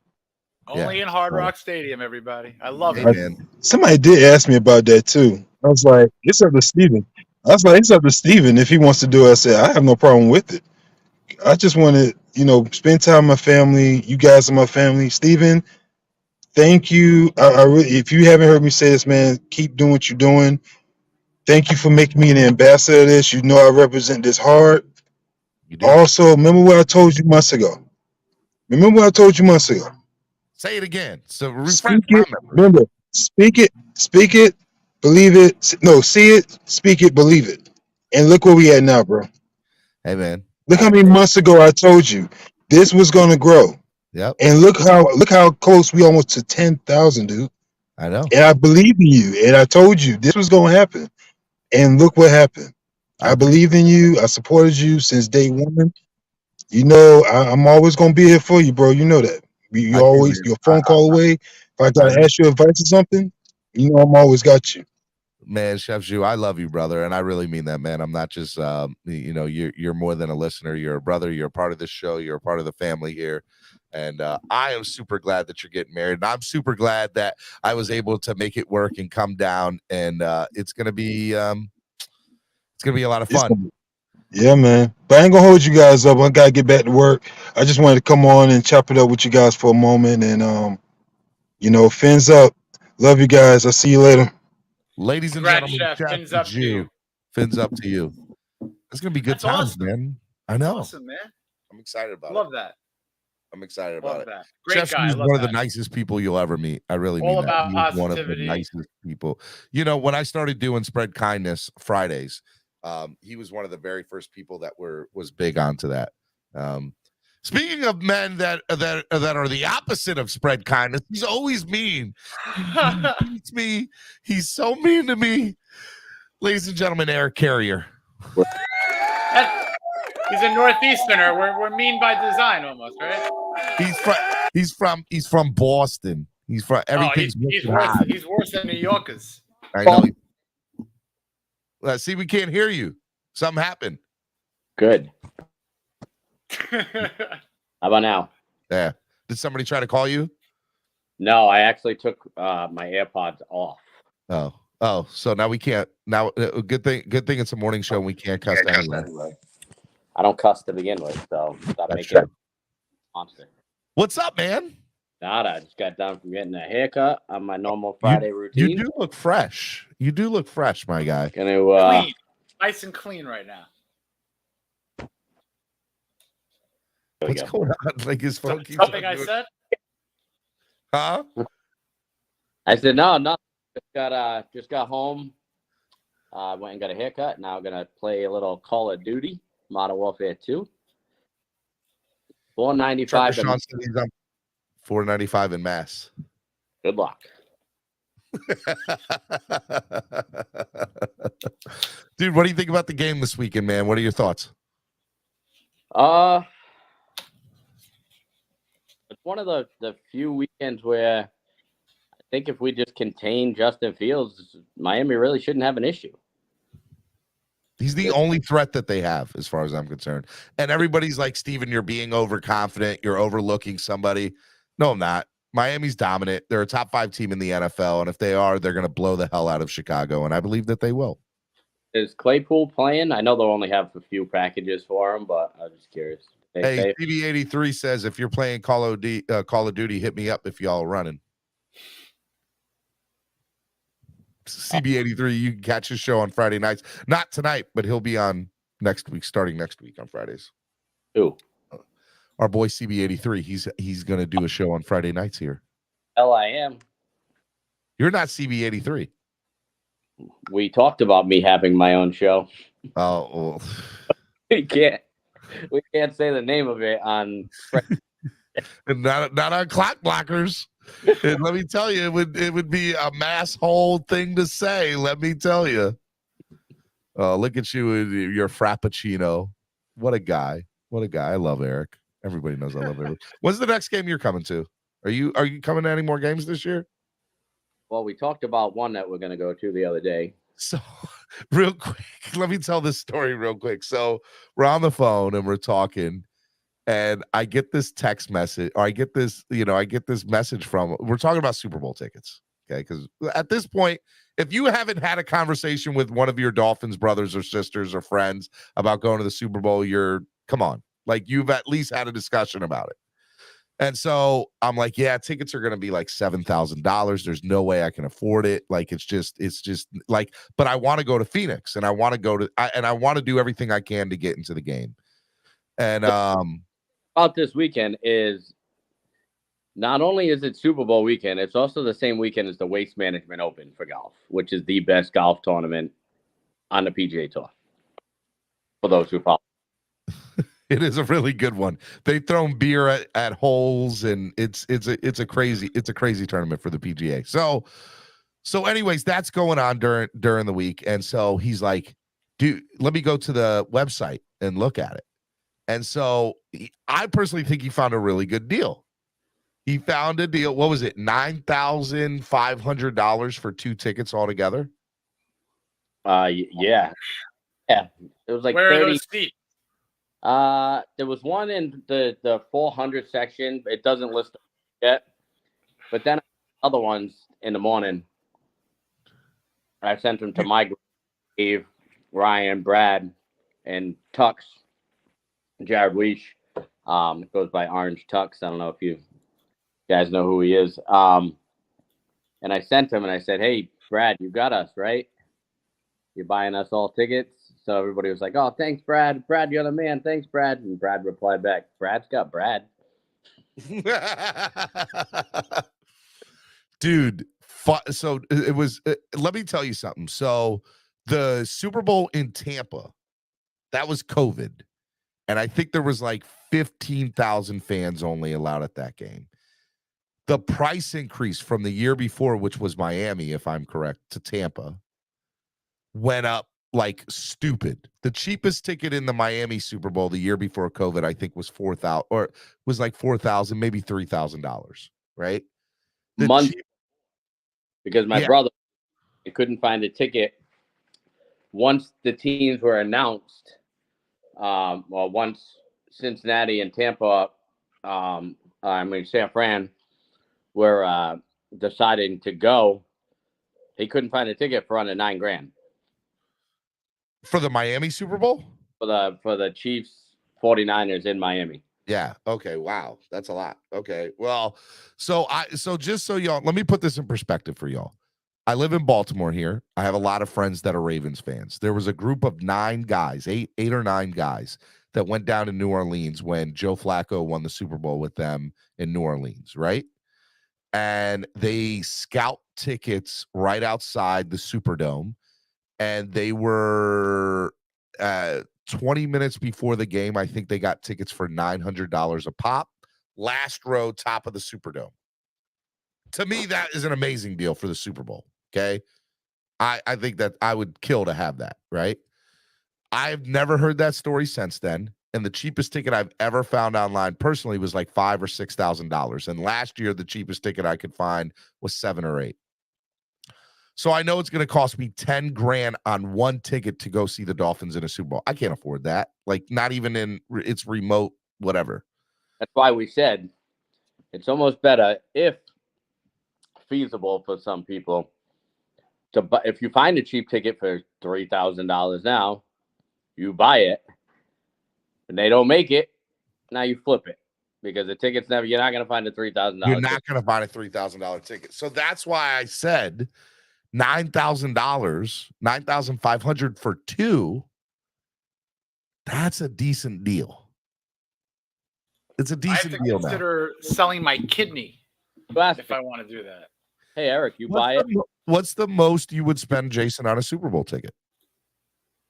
What's the most you would spend, and what's the most your wife would allow you to spend is the real question. My wife would take a look at my favorite area of my couch, and she'll say she'll do that area up really nice. She'll say she'll get an ottoman, she'll get the slippers, she'll serve beverages. To have me not spend, my wife. to have me not spend that. If I would go my to wife any of my an family, argument about Super Bowl tickets last night, bro. Last night we were arguing about Super Bowl tickets. It would have to be. I mean, look, to be quite honest with you, I've actually had this conversation with some people that just, like, over the years as a football fan, if your team goes to a Super Bowl, would you want to go to the game or would you want to watch it at home? And I got to tell you, I'm very conflicted with it, Stephen, because I'm a very odd person to watch a game with. You know, I enjoy being there live. It's fun, but watching it on TV, a little bit nutty. And I don't know what I would do. I don't know what I would do with the Dolphins in the Super Bowl if I would want to be there, knowing that it's a potentially once-in-a-lifetime thing and risk heart attack and stroke. But I don't know. We decided on as a group, if it wasn't feasible, because the Super Bowl is not meant for the average fan. But I've waited my entire life to see my team in the Super Bowl. But that's a good point. But it's like, if you're sitting in the top row, what's the enjoyment level of watching the Super Bowl? I would not care where my seat is for the Dolphins in a Super Bowl. Lamar Bennett just made, I think, what my go-to play would be watch on TV, go to the parade. Because if the Dolphins win a Super Bowl, I'm going to the parade. Oh, yeah. Like, that's one thing. Well, our plan as a group was all consolidate in Miami, because they're going to have a stadium party. They're going to have a watch party. So why not just go watch it with and stay there, fellow friends, and you don't have to worry about outside fans or what happens if they lose. You don't have to watch the other team celebrate or whatever. You go day before.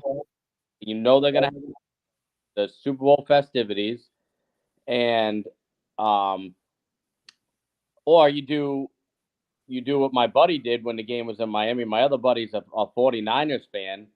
He went down there with the assumption that he wasn't going to be able to find a ticket in his price range. But he lives up here. He flew to Miami the week of the Super Bowl and did everything. Went to all the pre-parties, the Fanatics party, everything, and then went and did a watch party with 49ers fans at some local bar. That's a win. So you get the experience of the Super Bowl week. You get all these, the pre-week Super Bowl party with all the celebrities, the pre-shows, everything, and then lose $7,500 to ultimately would have watched this team lose a Super Bowl. Because if I lost, listen, if I paid $8,000, because that's my numbers, $8,000, right? The most I would pay is $8,000 to go watch my team. That's a semi agreement with my wife, right? More on my end than her end. Okay. If I paid $8,000 to go watch my team lose the Super Bowl, I think I'd try to take my plane down on the way home. Oh God. Well, I was literally about to say that we should travel together. Not anymore. Listen, I'm not traveling with you. Miserable when the Dolphins lose a regular season game. It literally. I would be insufferable if they lost the Super Bowl. But that's another reason why I think that I need to just stay local and home. And Killed himself. Oh, because of PTSD from Iraq and Afghanistan? No, because the Dolphins lost the Super Bowl. Oh God. Right. Oh my God, bro. We party with our friends because Miami's gonna have some stuff. Leading Miami up, would have some stuff. That's not out of. And the minute they win, you find a boat to rent because they're doing a boat parade like Tampa Bay did. Oh, that would be sick. Because that boat would be sick. They had looked like and I've been to some parades, right? So I'm a Red Sox, Bruins, Celtics fan. I've been to boo. You suck. In case you were wondering, You suck. 87 parades in a 10-year span, right? Parades are fun, but when you mix in South Florida weather or warm weather, it's just going to be different because you stand out there and watch your team come by at 35 miles an hour on a bus, or do you jump on a boat with your friends and join the parade? You know what I mean? So, all right. So, all right. Yours out of everybody's I've heard, it's so funny because I've heard, let's go to Super Bowl week. Let's just find the parties in Phoenix and let's just have a good time and enjoy Super Bowl week and just go in that you're not going into the game, right? That one I think I could, I feel like I'd be okay with, right? And I'd love to try to get a media pass because I want to do Radio Row. Like Jason and I were talking about that last night. If the Dolphins go, I want to be on Radio Row for the whole week. I think that'd be great. But I like the idea of having a Super Bowl week in Miami. That would probably be dope. There would probably be parties everywhere the entire week leading up to it. Hard Rock Stadium will probably have a viewing party showing it outside the stadium with what they've done with some other things like movies in the past. They'll do it up. The week before the Super Bowl. Say again? Picture how crazy Fontainebleau or the Clevelander are going to be days leading up to Miami and a Super Bowl. Not affordable for a room, I'll tell you that much. Affordable for a room. Pool party's going to be fun. Well, think of Hard Rock Casino. The Hard Rock will be crazy. A Hard Rock had the night of week one party. We were there, right? Jason, did you go to week one? Yep. Week one was amazing. That was phenomenal. You looked down and saw the type of pool party they had, right? Yes, sir. and it was out of control. It was shenanigans, bro, on that pool party. That wasn't even our pool party. It was definitely shenanigans there. Now That's a shenanigan-filled area. Now picture that the day before a Super Bowl, Saturday night before a Super Bowl. We're talking a lot about a Super Bowl on November 4th, and you know what? I don't care. Dude, I don't care. I don't This care. is like the first time in my life that I could literally say with a straight face, dude, we're talking about and look, we've all had this conversation with friends before about, you know, Dolphins Super Bowl. This is the first time I've ever had it where I've been like, this is legit. Like, we need to be serious about this conversation. If I have to listen to Get Up this morning talk about, because Philly have a shot at a run at the 72 Dolphins, I can talk. No, absolutely not. I can talk about Miami in the Super Bowl in November. I don't care if it's a pipe dream or not. I've never had this feeling of confidence that, you know what, it could happen. Right. Is it an upside shot? Absolutely. You're still going to go to Kansas City or Buffalo, right? But have we ever had this much confidence at 5-3? Never. November? So I you know, in the chat right now, if you could have live content, would you rather have live content from Arizona during Super Bowl week, or would you rather have live content from Miami Super Bowl week? Miami. It's a tough question. It is, man. Because I'm thinking, it's almost like 6 of one, half a dozen of the other. The more the Dolphins win, the more this conversation is a real conversation for me. Like, I need to figure it out. To me, and look, they should, and when I say should, they really have to win the next 3 games. To me, there's no explanation for them to lose one of the next 3 games. If they get to 8-3, that's when this conversation becomes a legitimate realization that this team can make the Super Bowl. Because they need to take care of business against the teams that they need to take care of business against, and not just squeak away in wins. A game we're not supposed to lose. They're only supposed to lose, in my math, 2 more games. Supposed to lose. They are supposed to lose a road game to the Bills. And just to be fair, they're supposed to lose a road game coming up. And that's probably out west. To me, that's 12-5. What, for Philly or us? Us. Forget, Philly's not going to go undefeated. Yeah. It is just not going to happen. Because if they're not going to happen. Their thing sucks, though, man. They play against a crap load of crap teams. Right, and they're going to go to Dallas, lose a game. They're going to go to New York, maybe lose a game. They have tough games coming up. They'll win 13, 14 games. They'll be the number 1 seed. Sure. Yeah. They're not going undefeated. 6% in the regular season undefeated. It's just not happening. Somebody asked, could you imagine Tootsies after a Super Bowl? I didn't want to bring that up on Spread Kindness Friday, but there would be some spreading of some kindness. I don't even know what Tootsies is. Jason, Tootsies is the Steven, it's a rhetorical comment. Okay. It's something weird. Okay. I don't want to be that square. Look, my wife knows I attend Tootsies when I go down to games. And let me tell you, after a Super Bowl, Tootsies would be, you got to go. My brother said he's coming if we go to Miami. Let me tell you. All right, so hold on. I'm not going to get into too much detail, but let me just tell you. What was it? Opening weekend? Was it opening weekend? We had an Airbnb. Eric's brother, Eric's friend, and Eric's good friend and brother. We proceeded to have a couple of drinks at an adult establishment named Tootsie's, and we were there. We were 30 deep in the club. I went to bed like a responsible adult. Yes, but your brother did not, and it was bad. You're calling people out now.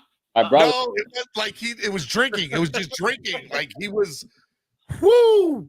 I had to Uber him home and get him up into bed, and yeah. But he had a good time. He said it's the best time he ever had, though. The next morning, before we went to the stadium, I woke him up and I'm like, look, we're leaving in 10 minutes. So either get up, get ready, or take an Uber to the stadium. He's like, okay. I said, Miami's different, huh? He goes, I went to Miami. I said, Tootsie's can do a number on the average person. Wow. I went to Tootsie's.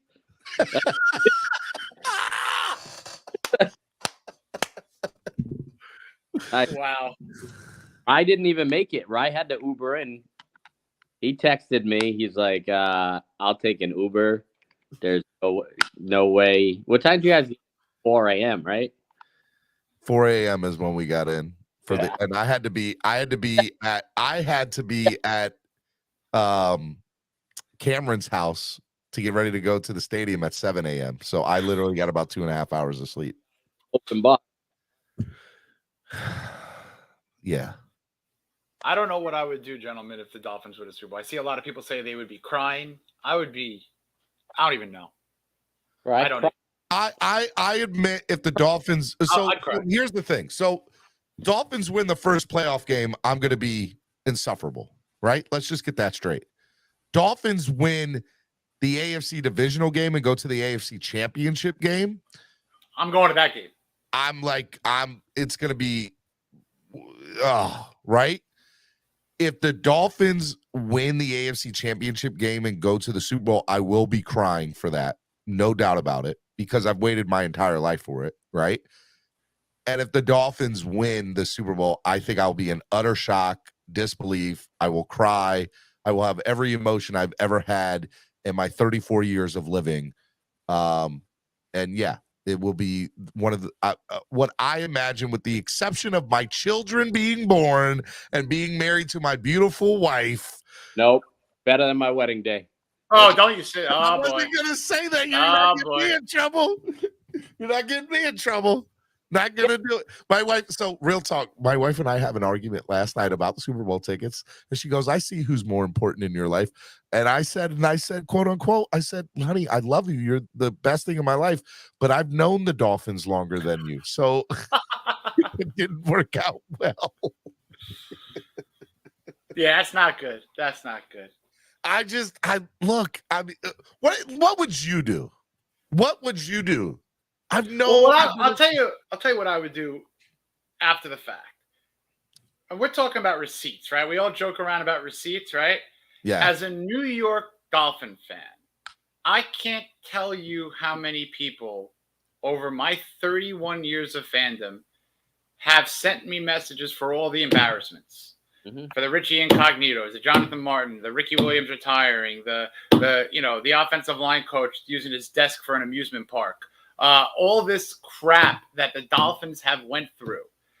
My friends let me know about it right away. My dad's best friends let me know about it right away. Remember the scene at the end of Jay and Silent Bob, where they flew around to try to beat up people who talked junk about them? I will go to every house in New York that I grew up with, hanging out with my friends, knock on the door, and just say, they did it, and walk away. Not me. Maybe a little bit more vulgar. What'd you say, Eric? You broke up. We'll open the door. We'll have somebody punch him in the nuts and just walk away. See, that's the Boston in you. The New York, I'll use my words to just make someone feel terrible and then just run out of the way and not get into a fist fight. Boston people will physically assault you. New York people will just tell you you're a scumbag. That's all. That's it. We use our words. You guys use everything else. Literally number one in my vocabulary. It really is. Oh my goodness. Oh my goodness. I would be an insufferable person. I love thinking about it, right?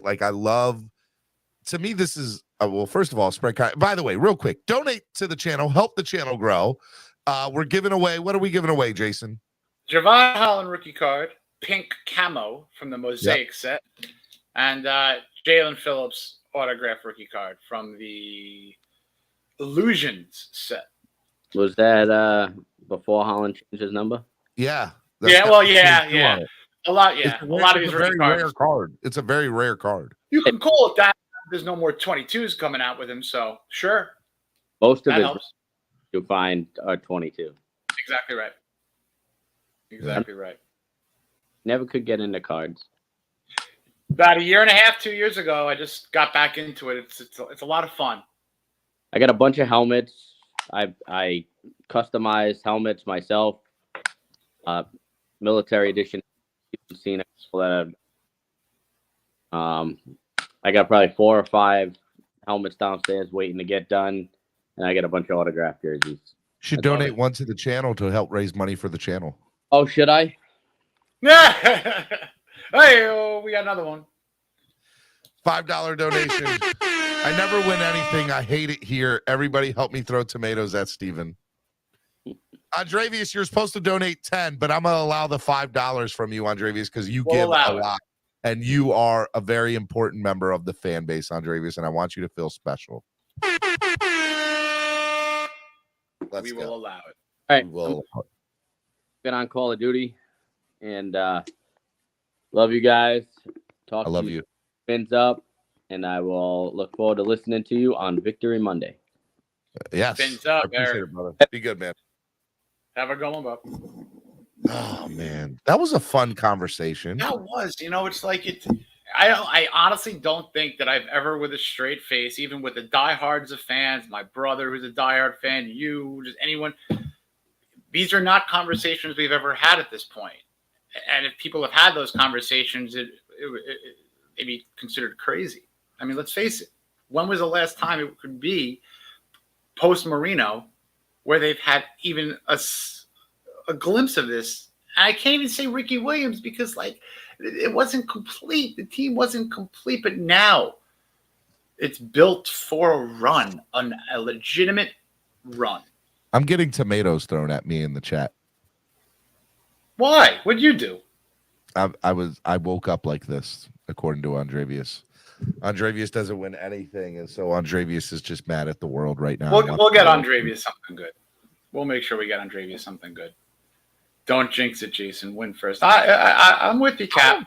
I'm not worried about no jinx. It's like this is part of fandom. I'm not watching nervous as I used to. I'm watching excited. Right. There's a confidence level now that 5954, you don't have to do that. Don't worry about these people throwing these tomatoes. Look, even Eric got in on throwing the tomatoes. You're throwing some eggplants there. Don't throw an eggplant at me, Eric. Just tomatoes. I don't want eggplants. Nothing about that sounds fun at all. We're allowed to be this confident right now, though. I agree. I have never been this optimistic. Yeah, I've never. I don't. Is optimistic the right adjective to use? I've never. I mean, I feel like confident. I feel like confident is the right word. I don't know if I've ever been this confident ever as a fan. Ever. Correct. Last time you guys got hyped since he gave us a reality check, just saying, I don't want to console people again Monday. I hear you, Cap, but it was an incomplete evaluation. You can't evaluate that game because of the injury. You can't. It's too tough to just guesstimate what would have happened with a healthy Tua that whole game. Wow, now people are throwing coconuts and bricks at me. Man, life is tough out here. I know, right? Can y'all throw some donations at me? I'm trying to raise $26 donated to the channel today. I asked, what is an attainable goal? Y'all at the beginning of the show was like 1,000, 700. I said, let's do 400. Come on, donate to the channel. Help the channel grow. People are using the excuse that they're trying to save up for those Super Bowl tickets. Yeah, but, that's what it is. I see what you I hear you. I see everybody. That's what it was. That's exactly what it was. Good morning. But I'll tell you this, though. Todd. Oh, we got. What's going on? What's going on, Todd? I am so looking forward to this game. Me too, man. I think it's going to be awesome. And you guys are going to be. I think Jeff Wilson's going to have a big impact on this game. All those carries you saw Edmonds take for 2 yards up the middle, they're going to be 4 or 5 yard carries with Wilson there. I'm targeting like 8 to 12 carries for him, first game with the Dolphins. You know, he knows the playbook. He knows the scheme. That's what I'm saying. I don't think it'll be 8 to 12 carries. I think Maybe more. I think it could be a little bit more. I think it's going to be Moser and him, and that's going to be it. I think they will keep Miles Gaskins inactive. I don't think you're going to see him come in. You know, he's a bigger body. He's 213 pounds. And in San Fran, I saw a thing on him yesterday where he was only getting 3.5 yards before contact from the line. Here in Miami, they were giving him 4 yards. So he's going to actually have 4 more yards before contact here. And he's a good runner after contact.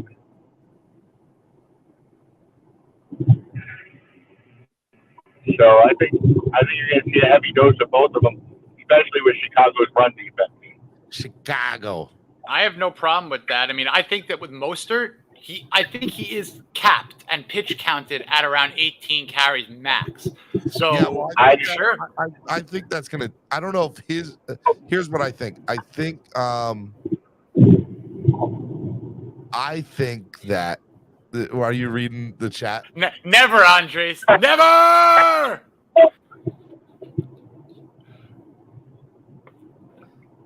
What would y'all donate if I had an autographed Dan Marino jersey to donate?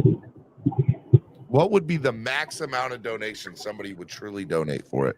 If this world ever gets to the... No, I'm not talking about yours. I'm talking about a straight Dan Marino autographed jersey. I want to know. 4 digits. I want to know. That's 4 digits. I don't know, man. Is it a 4-digit?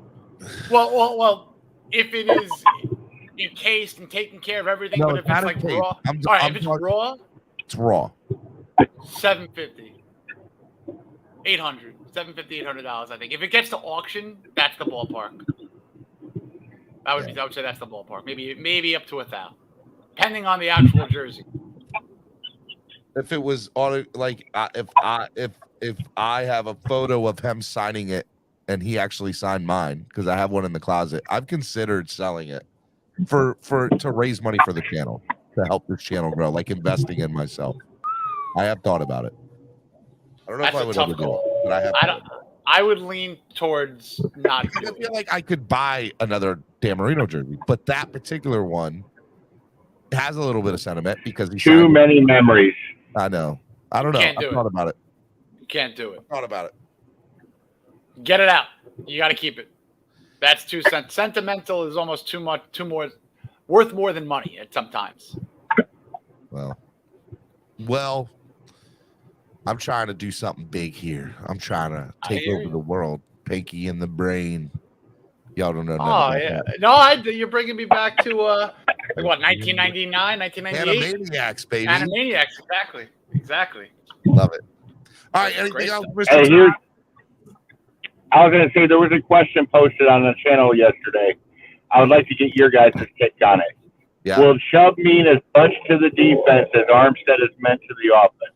150%. Yes. And the reason why is he makes the players around him better. He will make the players around him better, and he'll elevate everybody else's play. And I feel like that's what somebody like Tyreek has done for the wide receiver room. I feel like that Teron Armstead's done that for the offensive line room, and it's gonna be dope. It's gonna be dope.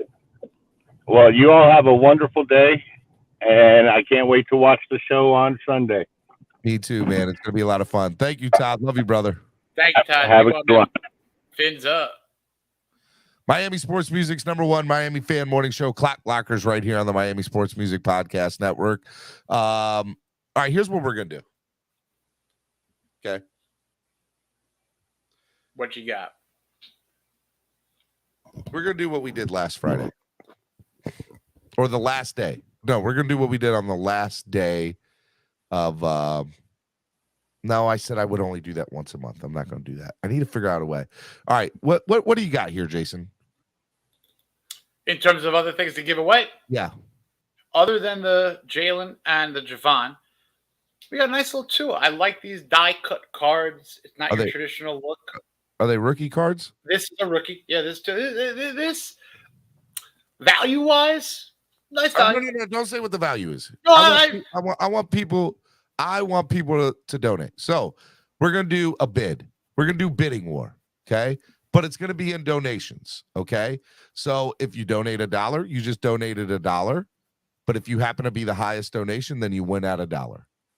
So we're gonna take donation bids, for the and two. whoever gives us the highest donation in the next 5 minutes will win this Tua Tagovailoa rookie card. And I'll throw in another one, which is like it's called a by the numbers insert.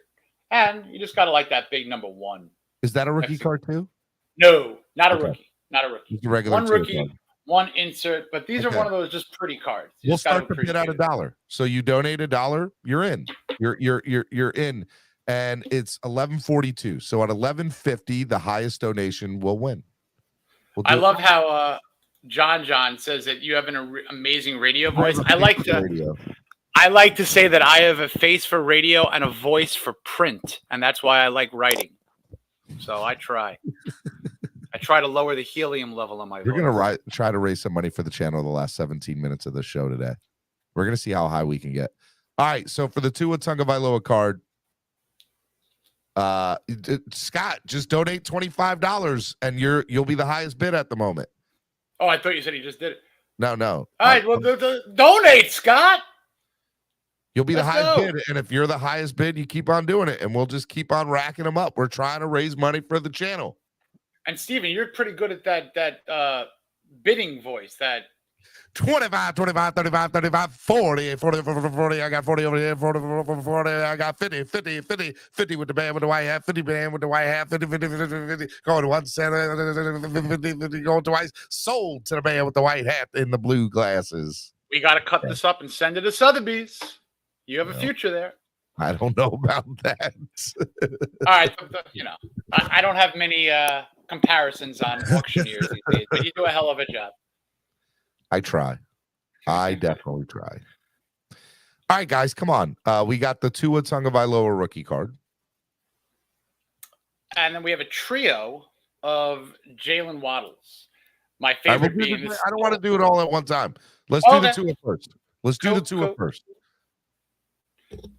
We'll So see. look, if anyone's going to beat Scott with that 25, but he's got to get the 25 in. I've got to donate 25. Right now, nobody's donated anything, so nobody's winning.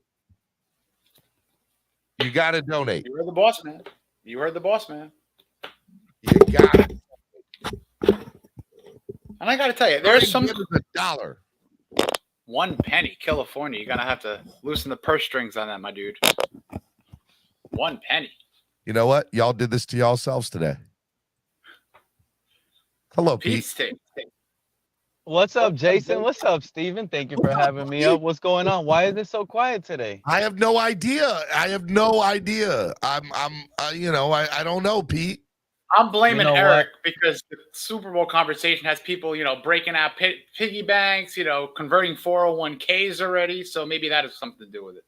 Get your Super Bowl tickets ready. Can't believe we're talking about this, and it's not even. All right, Rashad with his $2 This is the type of donation move. to his rookie card. This is the type of Let's move go, Rashad. that you can't shy away from. That's why it kind of upset me that Christopher Greer danced around the Super Bowl talk. I was hoping, he could have just stomped his feet, put his chin up in the air, Jason, and says, yeah, this is the type of move and the type of team that we have that's ready to be at least spoken about in the Super Bowl. He didn't do that. I like that other people were saying it, though. Yeah, but it's not coming from our leaders. You have to follow the leader, and you have to build with the leader. Didn't touch him. Haven't touched him. Pete muted himself. You start. This is what you're doing. You're muting me. I didn't touch you. I know. But that's my only sentiment. We need to be like that. And I'm proud of the fans that are actually believing that this is Super Bowl, because this is exactly what it should be, is Super Bowl. Aren't we carrying a top 5 quarterback in his 3rd year? He should already be progressed, developed, and ready to go. We should be talking already giving this guy a big contract, extending him, not waiting to the 5th year option. That is unreal. You don't do that. If you fully believe in this young man, you give him a big contract and you start talking about it after the year, especially if he talks Super Bowl. If Super Bowl is here, Tua's going to get a $500 million contract. There's no denying that. I mean, that's Pete. That is the plan. That's the plan. When they put this all together with all these picks, the Tunsil trade going into that Tua rookie year draft, and even now, the plan is to get to the point of Super Bowl contention or straight up contender, like legitimate winning contender, before they have to make that decision. And if he basically puts that trajectory where it should be, this team should win a Super Bowl or at least play in one within the next 2-3 years. And that's the entire plan, is to put together this salary structure and salary cap where when that time comes. Oh, no, Jason. I think this fan base needs to wake up. We really need to start. Am I here? Am I breaking up, guys? Yeah. Keep it going. You're here. Oh, okay. I think this fan base needs to go back, put their thinking cap on, and go back to when Dennis Hickey signed Ndamukong Suh off of free agency. Oh, it was a word. It was a horrible move. Yeah, but it's almost identical. That move was for us to get to the next level with Tannehill that 1 year. But that took away a lot of ability to do other things. They did not necessarily need Suh. But we thought we had the rest of the roster put together. We had everything. We had Andre Branch. Remember when we signed Andre Branch, he was supposed to be the guy? And I remember we had Earl Mitchell as the defensive tackle. That was the guy next to Ndamukong Suh. This was the team, and that's why we went out and got Suh, because it was going to get us there. And it didn't even get us halfway there. I believe we ended the season 6-10, 7-9. Oh, it was a disaster. They got rid of Dennis Hickey. Go ahead, Blake McDonald with his $10 donation. He's winning the Tua card at the moment. Anybody wants to beat Blake's $10 donation? He's winning the Tua card. Right now, there's a put it up, Jason, so the people can see it. The Tua card is the die cut card, and it goes along card. with Tua rookie card, and you also get another. Oh wow, Tua. that's a select, dude. Yeah, yeah, man. Field level. Right now, the highest donation is Blake with $10. So Blake is winning at the moment, the Tua rookie card. I'm going to extend it a few more minutes, try to raise some more money for the channel. Come on, guys. Field level. And you put it in that. That's probably at least a 10-mint right there. That's right now. What is that worth right now? That rookie card, Jason. That's an easy $100 card right there. Oh no. That's It's not that. No. I don't think it's that much. More? I mean, I think these cards are really, I think they hold a lot of the sentimental value. I think there's definitely a monetary value, but cards like this specifically, without an autograph, without a number, I think that they're more art cards, visual cards that you could just enjoy collecting and looking at. If it was autographed, definitely. If it was numbered, Jason, I would think it would be up there. Jason, that card right there, if you get it graded, it's over $100. That's a rookie card, bro. That's a select field. That's one of the best brands. That's like having Michael Jordan's on your feet right now. Here we go. That card right now is worth $10. I'll tell you that much. I'll tell you what. You're doing a heck of a job spiking the value, because I'm trying to be a little modest on this. But if you want to come on and continue, they could look at what? Let's go. Whoa! Keep it going, man. I'll tell you, Pete Take, we got to give you some sort of percentage, man. We got to figure something. We got to figure something out. No, that's all you guys. That's all you guys. Miami Sports Music, and that's I gotta admit, that is a beautiful card. I like Select. That's one of my favorite brands when it comes to collecting football cards. I think I actually have that same Tua card, to be honest with you. There you go. There you go. Love it, man. I will. Man, I feel like. Let's give this to John. I mean, that's. And I'll tell you what. Why don't we do like a 10-second countdown? By the way, everybody who's donated is entered to every $10 increment they did. They are going to be entered to the Jalen Phillips. Put the Jalen Phillips rookie or the autograph card. What's the autograph card we have given away? I actually have a fun idea too. If you donated at all today in increments of 10, We're gonna do a wheel at the end of the show for this. Can I throw a trivia question out? Yeah. And if somebody in the chat answers the trivia question within the next 2 minutes, because I don't want people Googling. SoCal just said he sent 15 on PayPal. Let's go, SoCal. So SoCal. Okay, so you know what? SoCal's got in there for that card. I'll tell you, if SoCal or if anybody who made the $15 donation can tell me, let me do a little cross promotion here of this Dolphins, media network that we all do. For those who are fans of the Fish Tank, they just had Mike Pouncey on the show again. He was a Pro Bowler for the Dolphins at 2 positions, at center and a guard. Give me 2 other Dolphins who were multiple position Pro Bowlers in the 2000s. 2 defensive players made the Pro Bowl at 2 different positions for the Miami Dolphins in the 2000s. In addition to Mike Pouncey. I think, was it Louis Oliver? No. 2000. I know. 2000. I know there was one that played corner. He converted to safety. He made Pro Bowls. Was it It was not Taylor. It was not Thomas. Oh my God. This is one of my fun questions because one name you should get, another name you'd appreciate, but be like, I forgot about him. I should know this. Can I answer? I feel like I'm not even a Dolphin fan for not doing this, Jason. Right now, I'm upset. Brock Marion. No. Will Allen. Nope. This is a fun Was question. it one of okay, now Jason, was it someone we drafted or was it a free agent pickup or something? Was it Marlon Greenwood? Now that if I answer that question in a certain way, one of them you should get. Marlon Greenwood? Yeah. Because one of them was not drafted at all. Cameron Wake. There's one. He was a Beautiful. Pro Bowler. He was a Pro Bowler in his second season at right outside linebacker and then at right and defensive end. Exactly right. You're so the if we're man. thinking of that similar, I love Wake. If we're looking at that similar area on the field, different player, but a similar area on the field-ish. Flipside Fishing was the first person to do it in the chat. Put Flipside Fishing in the Jalen Phillips giveaway. Okay. He's got so we got one. okay. We got now again. The hint on this one is a very good football player. Not one of those top tier Dolphins, but a very good football player. One of those underrated trench guys who did it at both areas of the trench. That's all I'll say. I'll give him, let's get another 45 seconds in this. Jamar Fletcher? Oh. Carlos Dansby? Nope.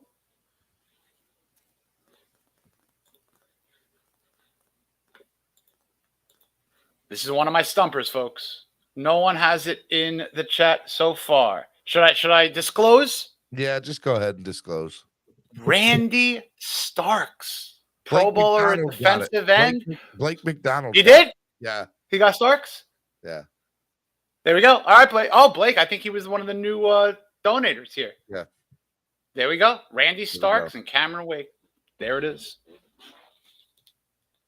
So does he win a card? What happens here?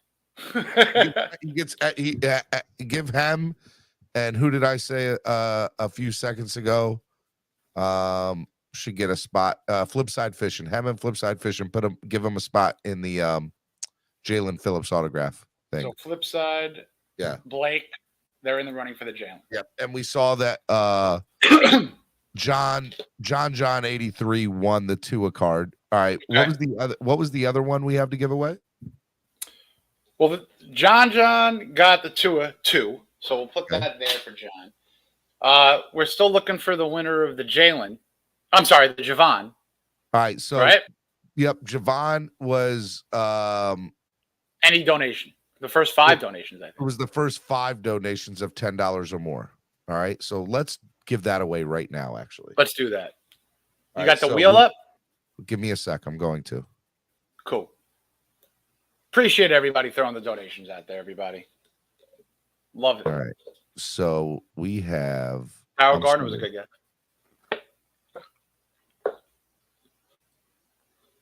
I'm trying to get into it. Give me a sec. All good. All good. YouTube. I hate I have to go to a different screen. I wish YouTube did it differently. Boo Javon for stealing my idea. Ooh, what idea was that? If everyone has seen, he's got a cup of coffee. No, that dude. If we're talking football and coffee, that's my euphoria right there. All right, first 5 donations. Daddy Dean, or no, of $10 or more. So it's Mike S. We said Andrevius would get into it, so we'll let Andrevius get in with his 5. We got to stop the tomato throwing for Andrevius, for sure. Blake McDonald, Hurricane Grind Mode, and SoCal donated on PayPal, I believe. I'm going to check the timestamps here. We're thinking 65-0, y'all. Love that. Oh, Bears win. Yeah, Dean G. SoCal donated there. And Flipside Fishing just jumped in too. Yeah, Flipside with the $5 donation, I think. But that Flipside's not into this one. Correct. Okay. Correct. Because it was the first 5. Okay. So who do you have as the first 5? Mike S. Andrevius, Blake McDonald, Hurricane, and SoCal. All right. Now this is for put up the Javon. The Javon. The Javon. Okay. This isn't for the autograph. All right. So people that are still donating in here, like Cruz just put in $20. He's still in for the Jalen Phillips autograph at the end. Okay. All right. So let me put in the wheel. Let me erase this. I had 100 freaking plus things in here. Okay. All right. Give me the 5 names one more time. Mike S. Mike S. Andrevius. Blake M. Blake M.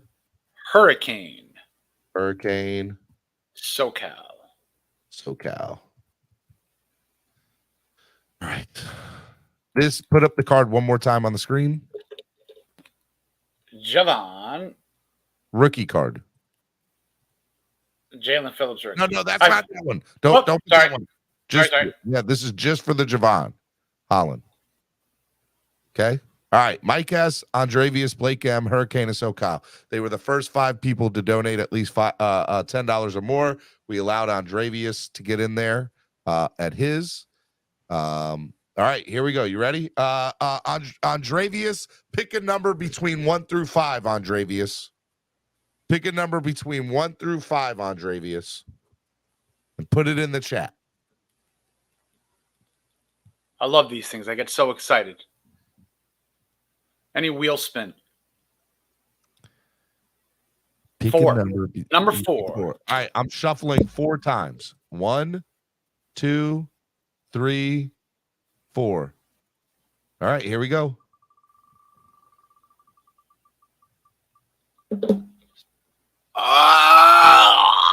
Yes, he did it! What? He did it! Wow. Andrevius won. So you know what? You made some ketchup out of those tomatoes, my man. That's what you do. You won, Andrevius. You won the Javon Holland rookie card, Andrevius. Bravo, Andrevius. We'll put that in It was rigged.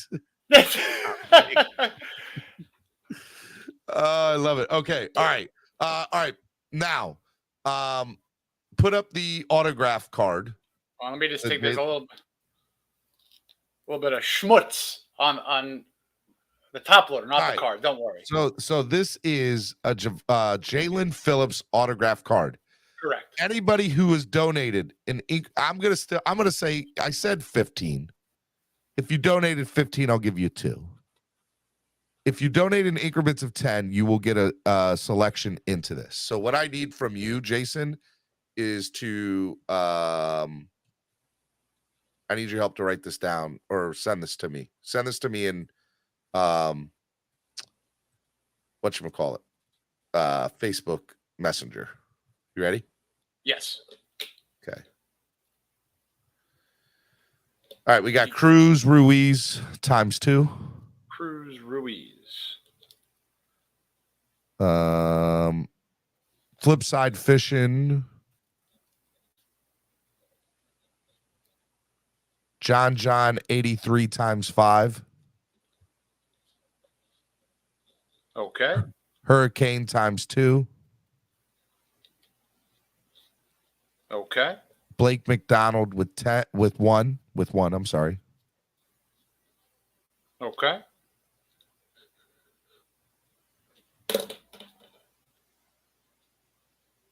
Andrevius with 1. Ooh, Andrevius going for a double deuce.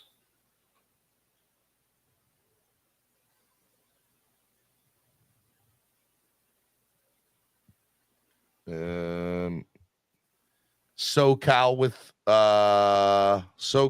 2. Hold on 1 second. SoCal with 2. Yep.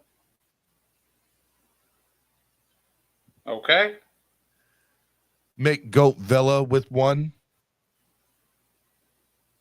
Mick Goat Villa. Yep, right here. Gotcha. Mick, Nice name. It's actually Mick Gotovaloa. Mick Gotovaloa. Even better. Mick Gotovaloa. Sorry. We should have known. Okay, so let me run this back right now real quick. Cruz Ruiz 2. Flip 1. John 5. SoCal 2. Hurricane 2. Blake 1. Gotovaloa 1. Yep. Send that to me on Facebook Messenger real quick. All sent. All sent to you, sir. Awesome.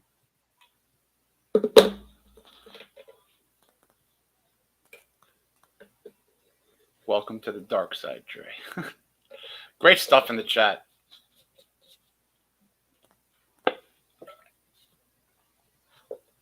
What was our total, Steven, today? Hold on. I'm putting this in the wheel.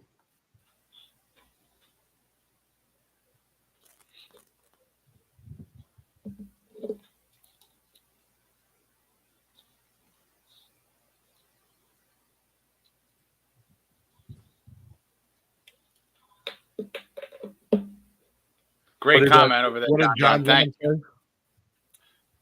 What did he say? Say it out loud. Loves this show. Helps get through my day. Love how you guys keep your fans engaged. Appreciate you, John. Thank you for the comment. Thank you for the donation.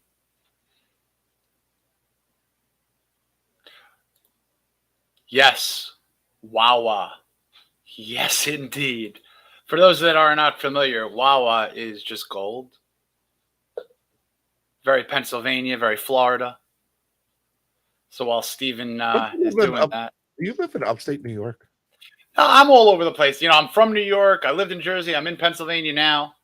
So know a little bit about upstate New York, but I'm a Northeasterner. Was there anybody named Jason who was entered in or no? I don't believe so. Okay.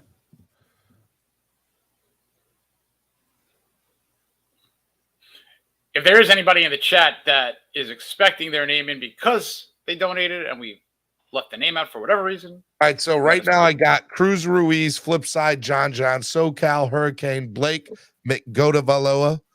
All right. So do you have any other cards to give away? Just that Jalen right now. Okay. But Jalen Rainbow. What is that? This is a die cut rainbow in that select series. So it's again one of those funky cut cards. Okay, so I will.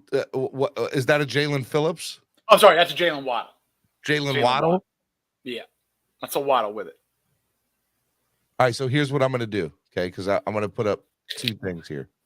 Okay. What number is Jalen Waddle? 17. All right. I don't care if it's $1. The next 17 donations, I'm going to put in a list just for that card. And if it's $10 or more, you will also be entered to win the Jalen Phillips autographed rookie card. All right. So throw the rainbow card up. Put it on the screen. Is that a rookie? That's a rookie card too. Mm-hmm. That's a dope card. So a Jalen Waddle rookie card.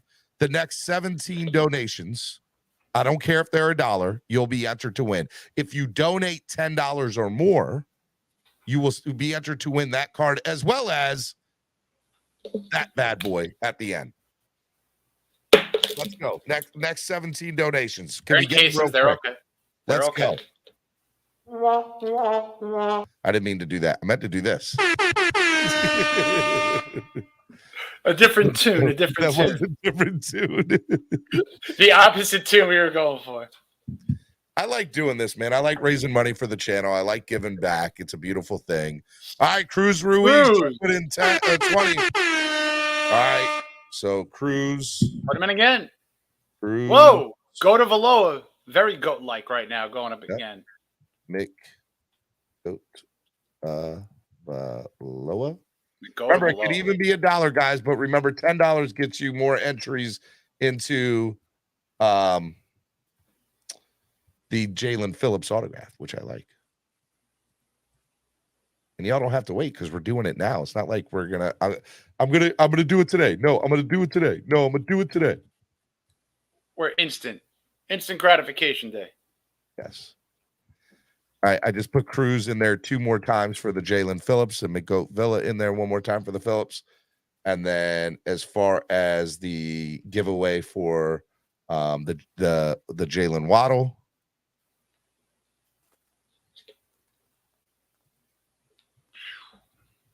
Throw that up on the screen. Remember, guys, we need 15 more donations. They can be $1. If they're $10 or more, you'll be entered to win the Jalen Phillips autograph card, which we'll do right after this.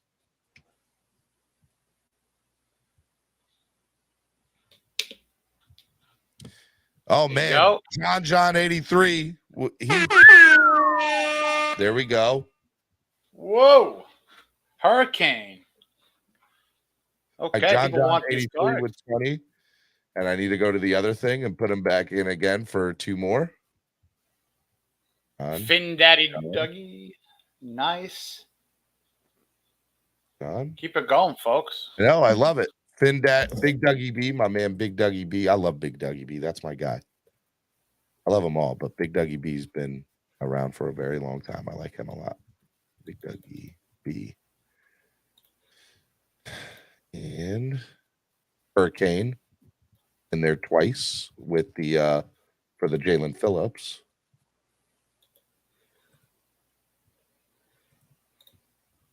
Two more times, actually. Yes, Andrevius. Yours is the Javon Holland, sir. That goes to Andrevius Shaw. Yes. All right, so right now we have 5. So we need 12 more donations for the Jalen Waddle rookie card. We're getting 17 donations for the Jalen Waddle rookie card. Come on, guys. Raising money for the channel.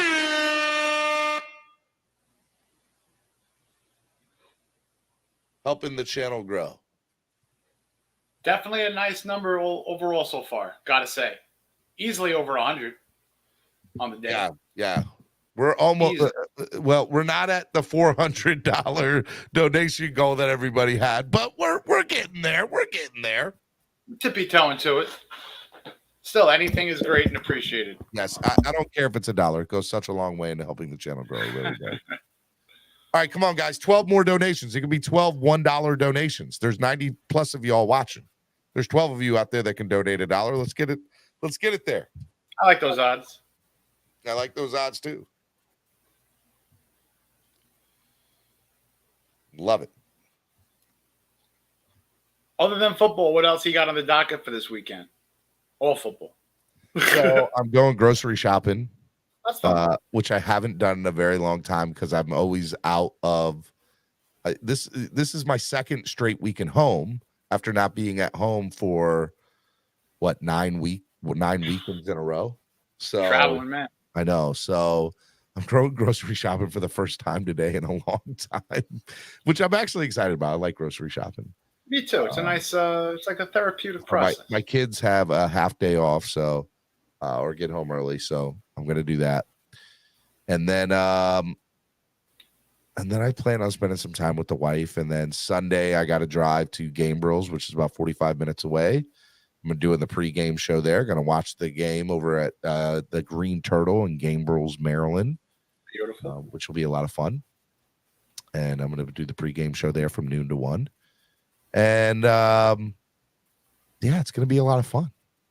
Love it. Gonna be a lot of fun. All right, guys, come on. 12 more. They could be $12 donations. $1 donations. Let's get them in. Seeing if anybody donated on Cash App or PayPal. Let me throw that up there for the people too, just in case they didn't see it. So what we got left here, we got the Jalen and Jalen. Whoops, there we go. Jalen and Jalen. Yep. Let's go. Oh, what a first round last year. Jalen and Jalen. And then he followed it up with Javon Holland. I know, What a right, draft. dude? I mean, easily one of the best drafts of all time. You know, you're going to have those hits right now. Liam was a miss. You know, you traded up to get him. So that was the rough spot of that draft. But look, if you can get 3 studs in one draft like they did last year, oh, my God. Unbelievable. Straight up studs.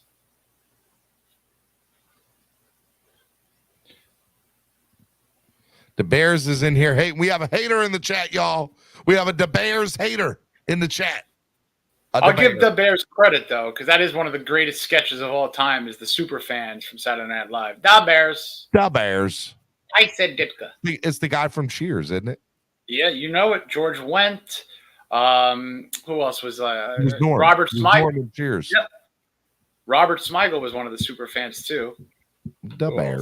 else? Mike Myers. Good stuff. Good stuff. Snap. Look Chris at Farley. John. Ah, John said man. $10 donation for 10 more contestants to join the raffle. You guys decide on how many select contestants. Wow. John's making a play here. I like it. All right. John's. Here's what I want to do.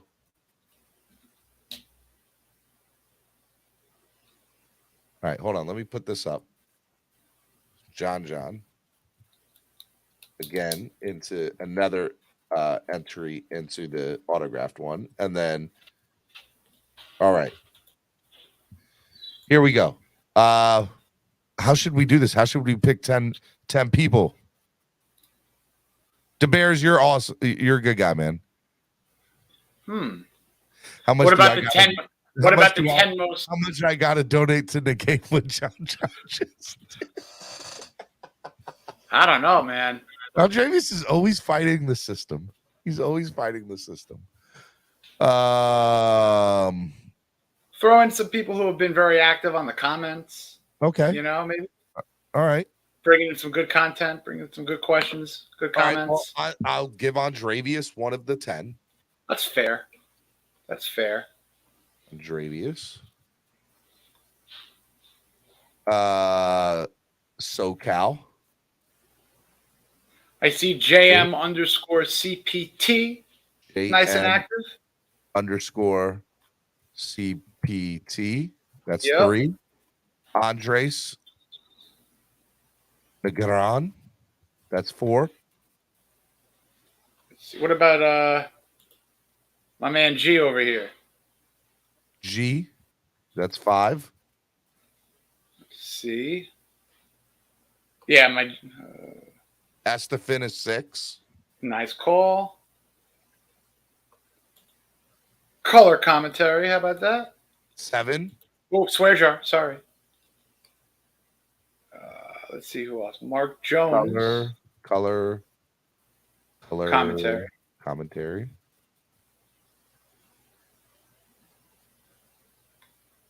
One, 2, 3, 4, 5, 6, 7. All right, 3 more. What about our boy Todd who called in? Todd, Trucker Sean. Got to That's throw 9. Trucker in there. Oh, so we need one more? Hold on, I'll pick the last one. Do your thing.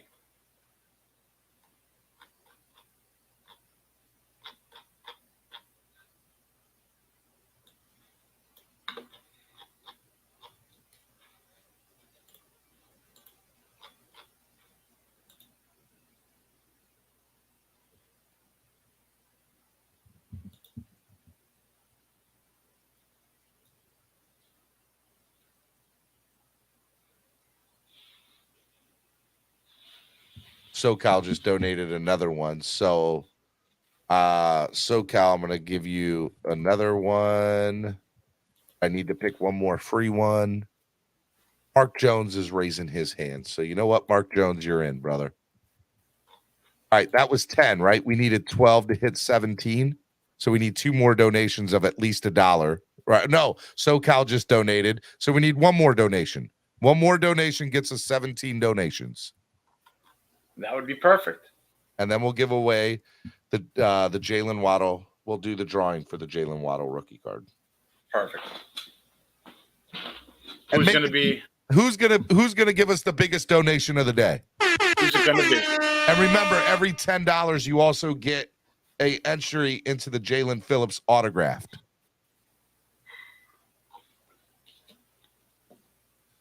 That's not this one coming up. That's the last one that we're doing. Right. Coming up. You know what? SoCal, here's what I'll do, Omar. I did forget you, buddy. I will put you in there one more time. I will put one time into the Omar. And Cruz Ruiz threw another one. Astro. Cruz Ruiz. There we go. Because Cruz and SoCal did end up donating, so Omar will get it in there. All right, there we go. All right.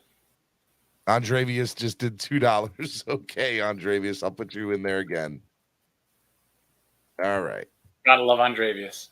You love Andrevius. He doesn't know how much I love him, but I do. A lot. Okay, this is for, put it up real quick, the rainbow card. This right here is for the rainbow card. I am not taking any more donations for this card. Okay? Here we go. This is for it. I need I'll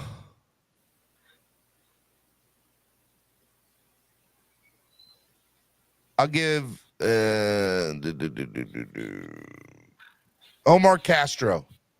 I need you to pick a number between 1 through 10, Omar. Actually, no, 1 through 17. Pick a number 1 through 17, Omar.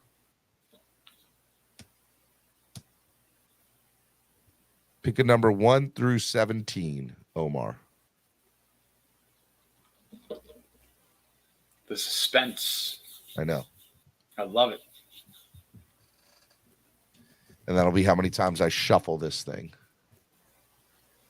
17 for 10. No, that's not Andrevius. Andrevius would say 17. I'm just laughing at the Tannehill mention. I meant for Waddle. Oh, man. He who shall not be named anymore. Omar was timed out for 300 seconds. Who timed out Omar?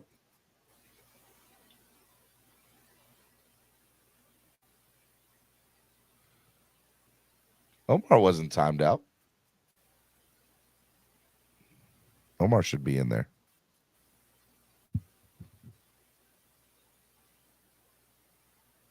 Yeah. Andrevius doesn't have a wrench, remember? Usually would be me. I love the side chat. It's too much. It's like its own world. Omar, are you picking a number? Yes or no, Omar? I'm gonna give Omar like 2 more seconds to pick a number. He said 5. Steven JMCPT said fine. That's what we're going with. We're going 5 works. 5 works. Okay, here we go. Shuffling 5 times. 1, 2, 3, 4, 5. Okay, y'all ready? This is for the Jalen Waddle rookie card, rainbow rookie card.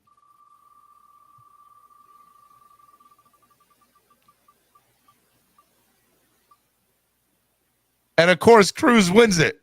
So the 2 people I have asked to give me the numbers to shuffle have won. That just means the Dolphins are going to the Super Bowl. That's all that means. I think I'm not rigging this. I swear to God, I'm not rigging this. That is too funny. I asked Andrevius to give me a number. He won. I asked Cruz to give me a number. He won. Next time you pick a number, I'll pick a number. We'll average them together, and that will be the randomization. Let's really think if this thing is rigged or not. Which it's not. Unbelievable. It's not. All right, so you wrote Cruz that won that down, right? Cruise to the waddle. Cruise Okay. to the waddle. Okay. All right, let me remove this real quick. All right, so the very last thing we are here. All right, here we go. All right, so just so y'all know,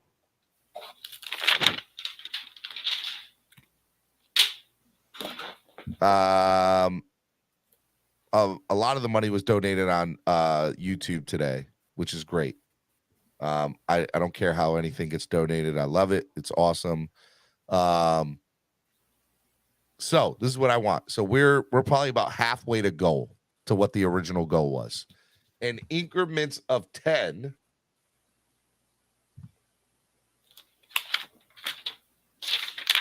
Throw up this Jalen Phillips card. Okay. This is it. Right now I have 22 entries for this thing. Okay. If you donate in increments of 10, you will be entered to win. We're a little over $200 away from our goal. If you donate $50 right now, I will double your entries. So instead of 5 entries at $10 a pop for $50, you'll get 10 entries. Throw it up one more time. It's a Jalen Phillips autographed card. I want to try to hit the goal. So I'm going to try to give 4 people an opportunity to donate at $50 or whatever they want to do. Every $50, you'll get double the entries. Can we get it? Can we win? Can we beat the goal for the day that we set out to have? Let's do it. Crunch time, folks. I think we can. I think we can too. I think we can. I'm going to give it like 5 minutes and then. That's totally fine. Absolutely works. My kids will be home any minute. So I got stuff to do today. Oh, I know that half day feeling, man. Did you have fun, man, last night and today? I had a great time, man. I had a ball. There's nothing that makes me happier.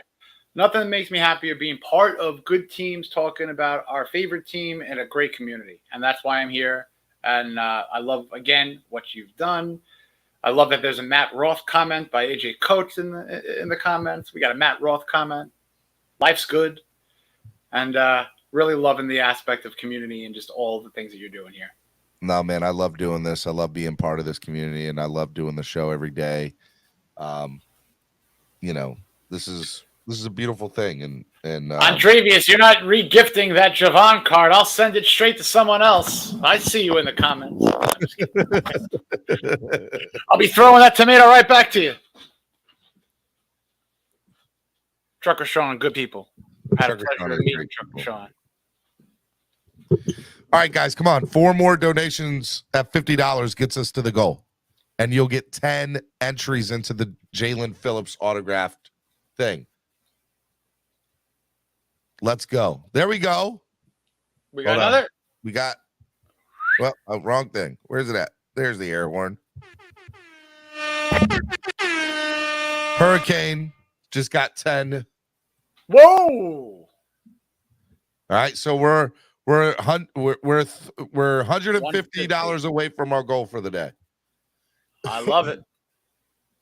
Cross that goal line. I think we can do it. All right, so I need to put 10 more entries in here for Hurricane, right? Yep. 1, 2, 3,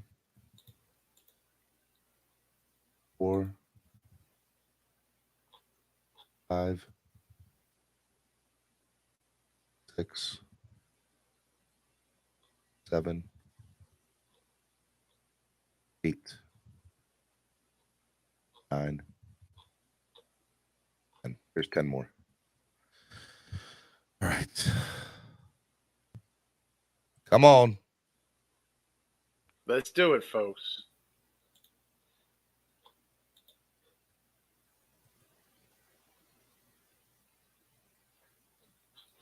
Got any fantasy squads working for you, Steven? What's your fantasy game like? I don't do fantasy. I haven't done fantasy football in over 5 years. It's part of gambling for me. That is true. That is true. I'm losing luster in fantasy, though. Got to tell you. Too much. Omar, I'm trying to figure out who timed you out, Crew or Omar. I don't see who did it. I don't see who did it. There we go. Oh, John. Wow. Some MVPs out there right now.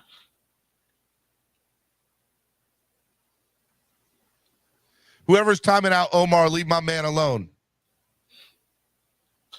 No battle zones here. All right, let's see here. I did it by accident, Steven, Trucker Sean said. Okay. He admitted to it. He owned up to it. He said it was an accident. Okay, John, I need to add him 10 more times. We're $100 away from our goal today, y'all. Come on now. Remember, if you donate in increments of 50, you will get 10 extra slots into this. Jalen, put it up on the screen. All right, here we go. 10 more slots for John. 1, 2, 3, 4, 5, 6, 7, 8, 9, 10. All right, there we go. John just got what did he say? He had $50 donation. Gotta love it. JMCPT said, John said that was for me, Steven, 100. All right, guys, we're $100 away from a goal. 2 more $50 donations brings us for today's goal. Come on. Who wants to put us over the hump? Who wants us to put us over the hump? You know, a hump like a camel, like a humpback whale. Who wants to put us over the hump? Like hump day.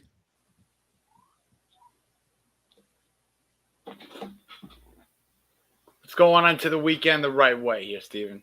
Dude, I would love if we killed today's goal, man. That would be great. That would be great. 2 more donations puts us over today's goal. Do I have to add another card? Yeah, that's what I'll do. I'm going to throw in another Jalen Waddle card, and I like this card. This is a fun card. So let's get these next 2 donations in because I think it's going to be 2 people, all right? Or even one. I don't know. It's like a crown cut card. So what king is going to bid for this king? Who gets that? It'll be this is going to go in with the Phillips. So let's get those donations in to reach our goal. And I'm going to exactly. All right. Exactly. So everyone who's already donated, you got that extra added little push. And anyone who has yet to donate, now you know why you have an extra added incentive right now. You got a Jalen Waddle King and a Jalen Phillips autograph. It's called Crown Royal Football. That's the Jalen. John again. Oh, that's not John again. Sorry. That's still up there. I got excited. Go to Valoa. You're in it. You're in it to win it. I love that name. Cruz, do me a favor.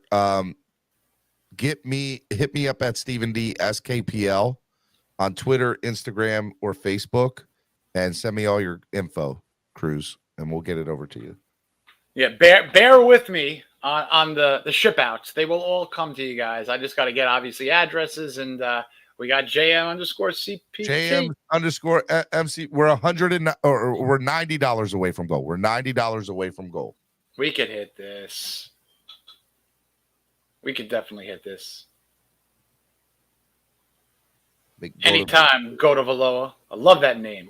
I know. I like it too. JM_CPT.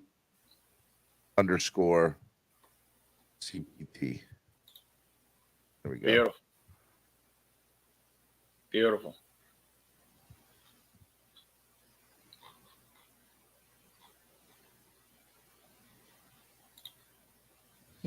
I love Andrevius.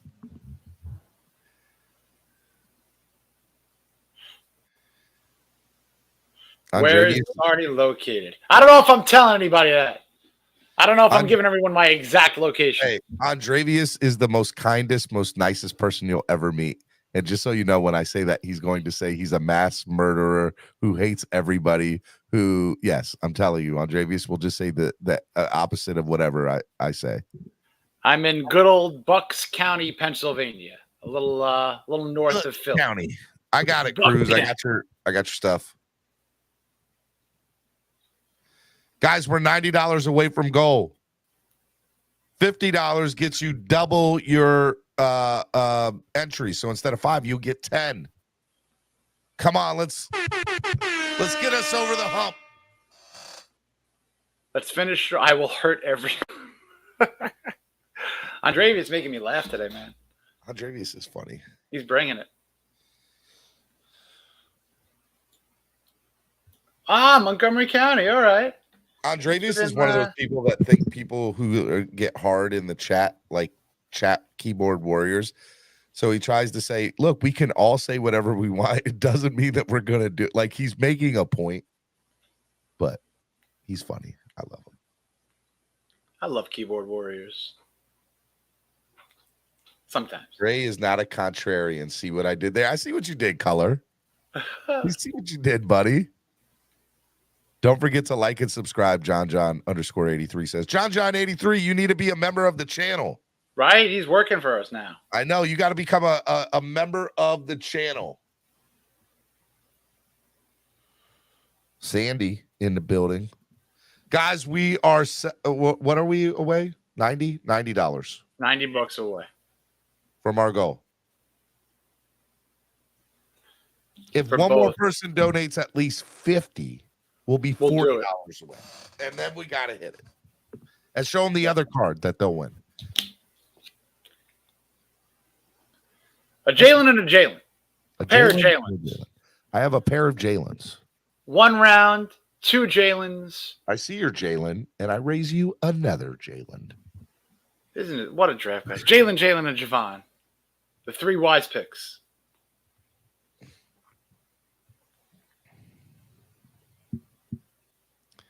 Who's going to do it? I just want to drink and enjoy Dolphins games, but everyone else chooses negativity. So I choose violence.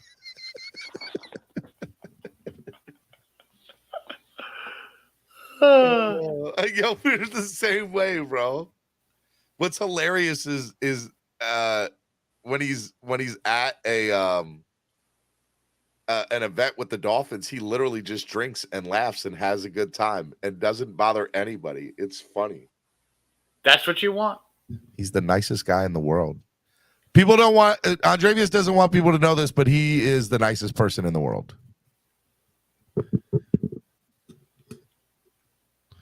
Andrevius doesn't want that out there. He wants sounds like good people. Guys, come on. Let's give him a couple more. We'll I'm not saying he does or he does.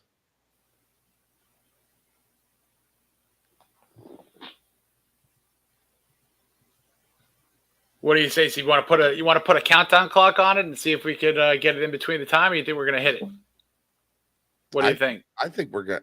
We just need one more person to donate at least 50, and then I think we're there, right? Pretty much, yeah.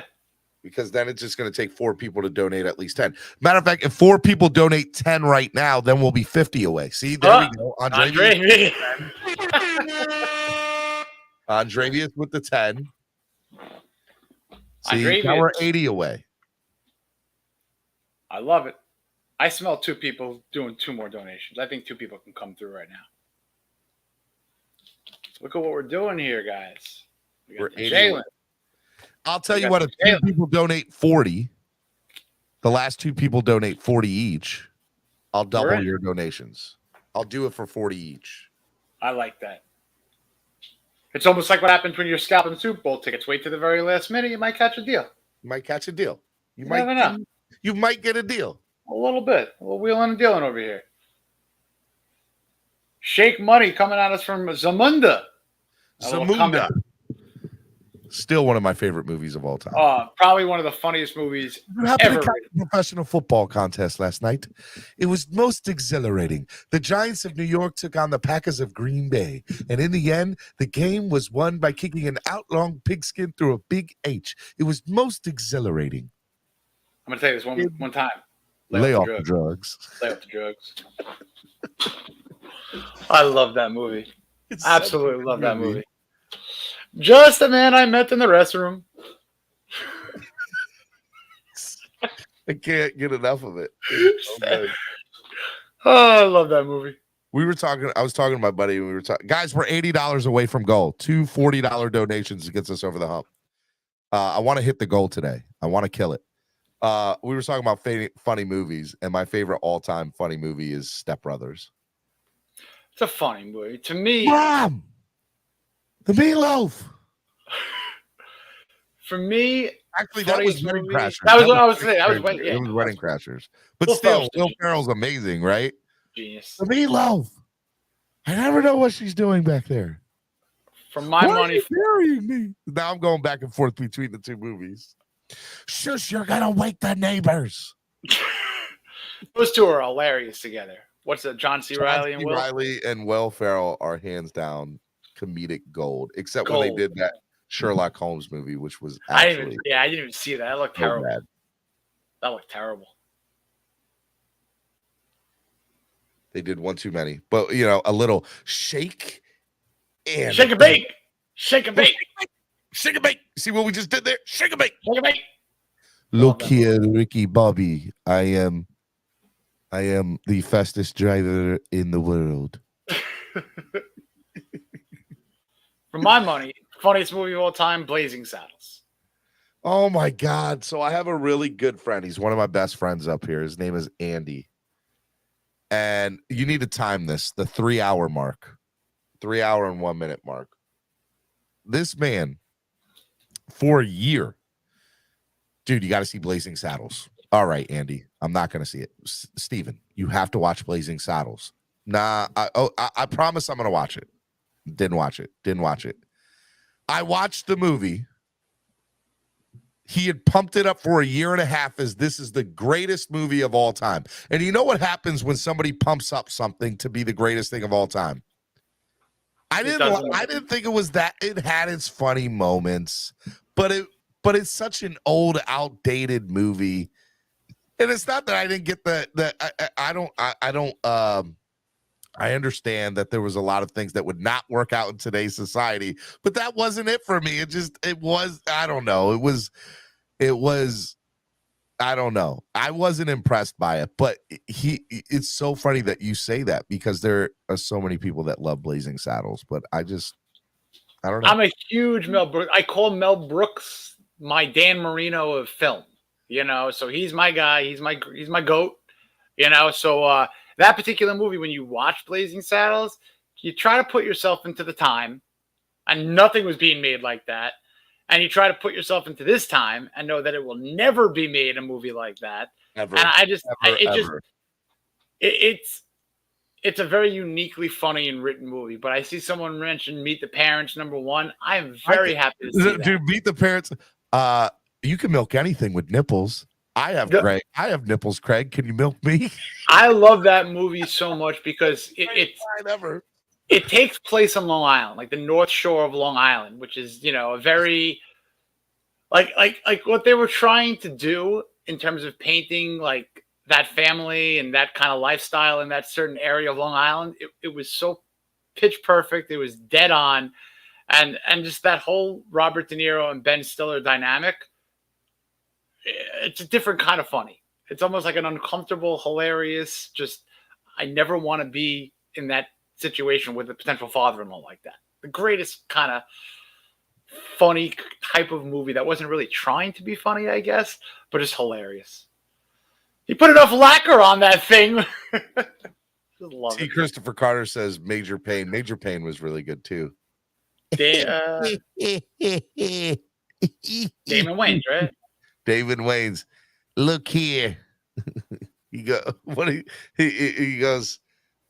Look here, ladies. You have now retired to maggots. It's so good. Major Payne is so good. I do like Major Payne. He's like, I've been known to cut a rug a day or two in my time. National Lampoon Christmas Vacation is a must. That's where what is one of my number one sayings? Good talk. Good talk. Good talk. That comes from Christmas Vacation. He's out there with the lights, and his son Russ is there. And good talk, Russ. Good talk, Russ. Good talk, I like Russ. the good talk. I also like Vegas Vacation too. I love Vegas Vacation because Underrated it's National Lampoon movie, but I love it. I put $1 in, I want a car. I put $1 in, I want a car. I put $1 in, I want a car. Mr. Papa Giorgio. I love it. That was such a funny movie. But it was like stupid. Like you knew it was going to be stupid, but guys, we're $80 away from gold. Donate. Two $40 donations gets us over the hump. Tropic Thunder's good too. Tropic Thunder. Play a dude you're playing a dude that's played by a dude that's playing another dude. Robert Downey, hands down, is awesome. Brilliantly funny. And It's so good. It's so good. Loved the Tropic Thunder fake movie trailers in the beginning. I know they're so good. Right? That was, oh my God, the Tobey Maguire and special. Special Jack, right? Yeah, Special You're right, Jack. Special Jack. Like that. I forget the name, but it's. Wait, what is it? No. He's like, everybody knows you don't go full retard. Went home empty-handed. Everybody knows you don't go full retard. What are you talking about? Dude, I'm crying just thinking about it. Where's the grip? Go hit that director in the nose for me as hard as you can. Sorry, dude. Tom Cruise is great in that movie. What is it? Les Froman or Les Grossman? Les Grossman. I'm about to cuss. All right, everybody. Just for the sake of the quote of the movie, because if you don't cuss, it brings it. I will fuck you in the face. What? What? Diet Coke. Diet Coke. And nothing makes me happier than correlating that end scene of him dancing with mixing what Chris Greer does when he finishes his day in the office. Probably just says before he leaves the office, put a little Ludacris on, do a little dance as he goes home. Get back. You don't know me like that. Exactly. I saw. I hit him like that in the jaw. That's how I see Chris Greer and Brandon Shore leaving their offices. Hey, what's funny? Tom Cruise has said he wants to play that character again. He's been on. I heard that they're doing like a show or a movie. That's what the goal is, to actually have it. So, because people for years says you couldn't do Tropic Thunder in today's society, and I think that's bullshit. I think you can do Tropic Thunder in today's society. As a matter of fact, I think you need to do Tropic Thunder in today's society because it's such a good movie. It's so good. It's so good. And it picks on everybody. Everybody gets it. Nobody's safe. They all get it. It's so awesome. Matthew McConaughey is great in that movie too. He's really underrated. I know. Everybody's in that movie. It's so good. It's so good. All right, Miami Sports Music's #1 Miami fan morning show. Guys, we're so close. I want to hit it. We're $80 away from goal. Throw up, real quick, just so they know what they're getting into. This is my last ditch attempt. Last push. Okay. Right here, if you donate in increments of $10, you will be entered to win. Just throw them up, use both your hands, and just hold it there for a minute. There we go. A Jalen Phillips autographed rookie card and a Jalen Waddle rookie. I don't think that's a rookie card, but it's a They're both rookie card. They're both rookies. Both rookie cards. Okay. We're $80 away from goal. If you donate $40 or more, I will double your entries. So instead of 4 entries, you'll get 8 entries. Okay. I want to do this last push. I want to hit the goal for the day. I think we can do it. I agree. Come on. Let's get it there. I'm going to give it. It's 12:46. I'm going to wait until 12:50, and then we're just going to do this thing. I want to hit the goal so bad, though. I know we can hit it. I'm trying to see maybe.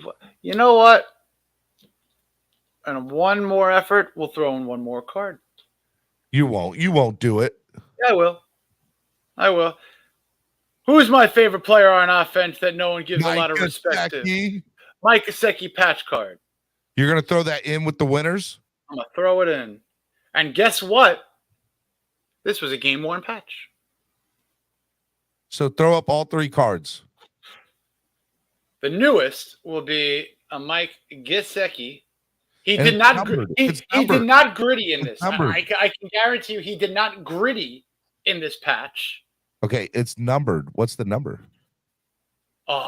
89 out of 149. See, they say that if you hit a numbered card of the player's jersey number, that like spikes a little cool value to it. So we unfortunately were one number off for that.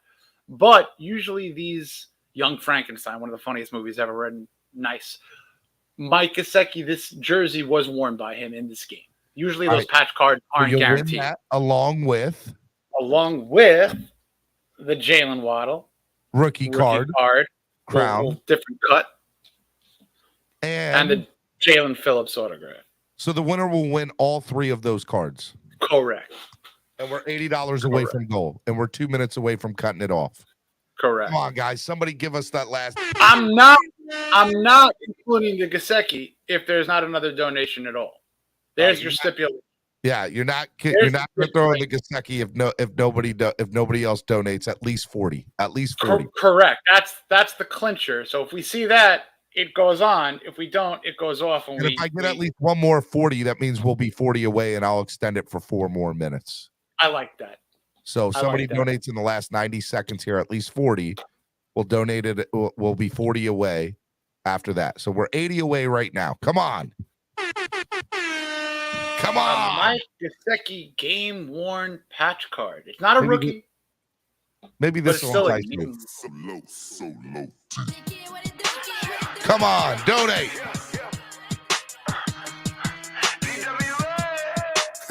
Hey, Hard Rock Stadium, everybody go get your grills, man. Time to cook. DOLPHIN. Come on, one more minute. We be playing to the end, and we see. Throw on Waddle with it.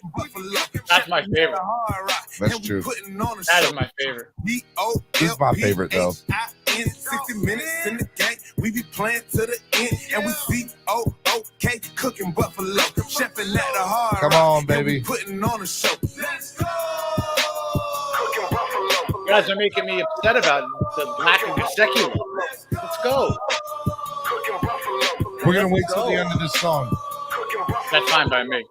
Fresh up off the wind, we was down but made it back. Come on, donate. Purple smoke up in the Steven, air. were you looking at the clock at like 3:58, 3:59, 4 o'clock on Tuesday? And then once that 4 o'clock hit, moving on now. Team That was. feeling strong now. To a time to anthem, we're about to learn the song now. We got cheetah, defense beater. Slow him down, ain't got a chance. 17 through the scene, hit him with that water fan. Anyway, too early for that, Andrevius. Can I stop? Definitely not. I did it dig yesterday. A big hole for him and Oh, you Josh. did? I did We'll a celebrate chug, this week with a Sunday. beer We chug. are not smiling. Get your grills and make them I'll hot. tell you what, if the Dolphins win the Super Bowl, I'll do a couple of chugs on the live stream. Without a doubt. In the game, we be playing to the I'll do a end. lot. If the Dolphins win the Super Bowl, I'll tell you that much. Chefing at the hard rock, and we putting on a show. Come on, 2 more donations of $40 gets us there. We be playing to the end, and The song's about Almost there. cooking buffalo, chefing at the hard rock, and we putting on a show. Let's go. Come on. Let's go. Cooking buffalo. Let's go. Cooking buffalo. Let's go. Cooking buffalo. Hey, man, McDaniels, he's gonna need a wheelbarrow, man, for his nuts to carry around, man. He got a lot of cojones, you know what I'm saying? Cojones. All right. We didn't get it. We came close. We came close, bro. We came We close. came All right. close. So the 2 cards that we're going to give away, throw them up on the screen. We're gonna put the Gesicki for another time, so we'll tease this for the next Friday. Spread pie. That's for Kindness next and Friday. positivity. Next Friday. We're gonna put this in the hopper for next Friday. Okay. But for this now, to close out, we got the Jalen and Jalen. The Jalen and Jalen. Both rookie cards. One is an auto. All right, we got 45 entries into this thing altogether. I like that. Me too. I like that. All right, so let me throw this up on the screen. All right. Let's do our numbers so we're not Yeah, at risk we're not of picking people. I'm going to pick 8. I'm going to pick 13. So let's round that in the middle. 11. What do you think would be? Let's do 11. 11. 11 randomized. What's up, buddy? Say hello to everybody. We're live. Hi. Can we get a fins up? Give me a fins up. Hands up. Had a guy. All right, we're about to do a giveaway, so hold on. Okay, I'm almost done. All right, are y'all ready? Rock. I want to remind everybody before we do this, at 2:00, the lunchtime rewind with Nando talk at 2:00. The lunchtime rewind at 2:00 this afternoon. I have one other person who wants to come in here real quick and say hello. Let me say hello. Hi. How you doing? Show them your 2 front teeth. My 7-year-old has 2 just like you, empty. Same exact smile right now. Say if somebody say one person donate $80 right now, One person donate $80 right now. and I'll triple your entries. And I'll triple your end. Natural. Natural. Love it. All right, I got to give this away. I'm almost done, and then I'll be out with you guys. We're going to go to the grocery store, okay? All right, I love you. Love it. All right. Love it. I do, yeah. They're the best. All right, let me put this back on the screen. All right. Good luck, everybody. All right, what are we doing? 11 shuffles? 11 shuffles. All right, 11 shuffles. Here we go. 1, 2, 3, 4, 5, 6, 7, 8, 9, 10, 11. Rock and roll. Ladies and gentlemen,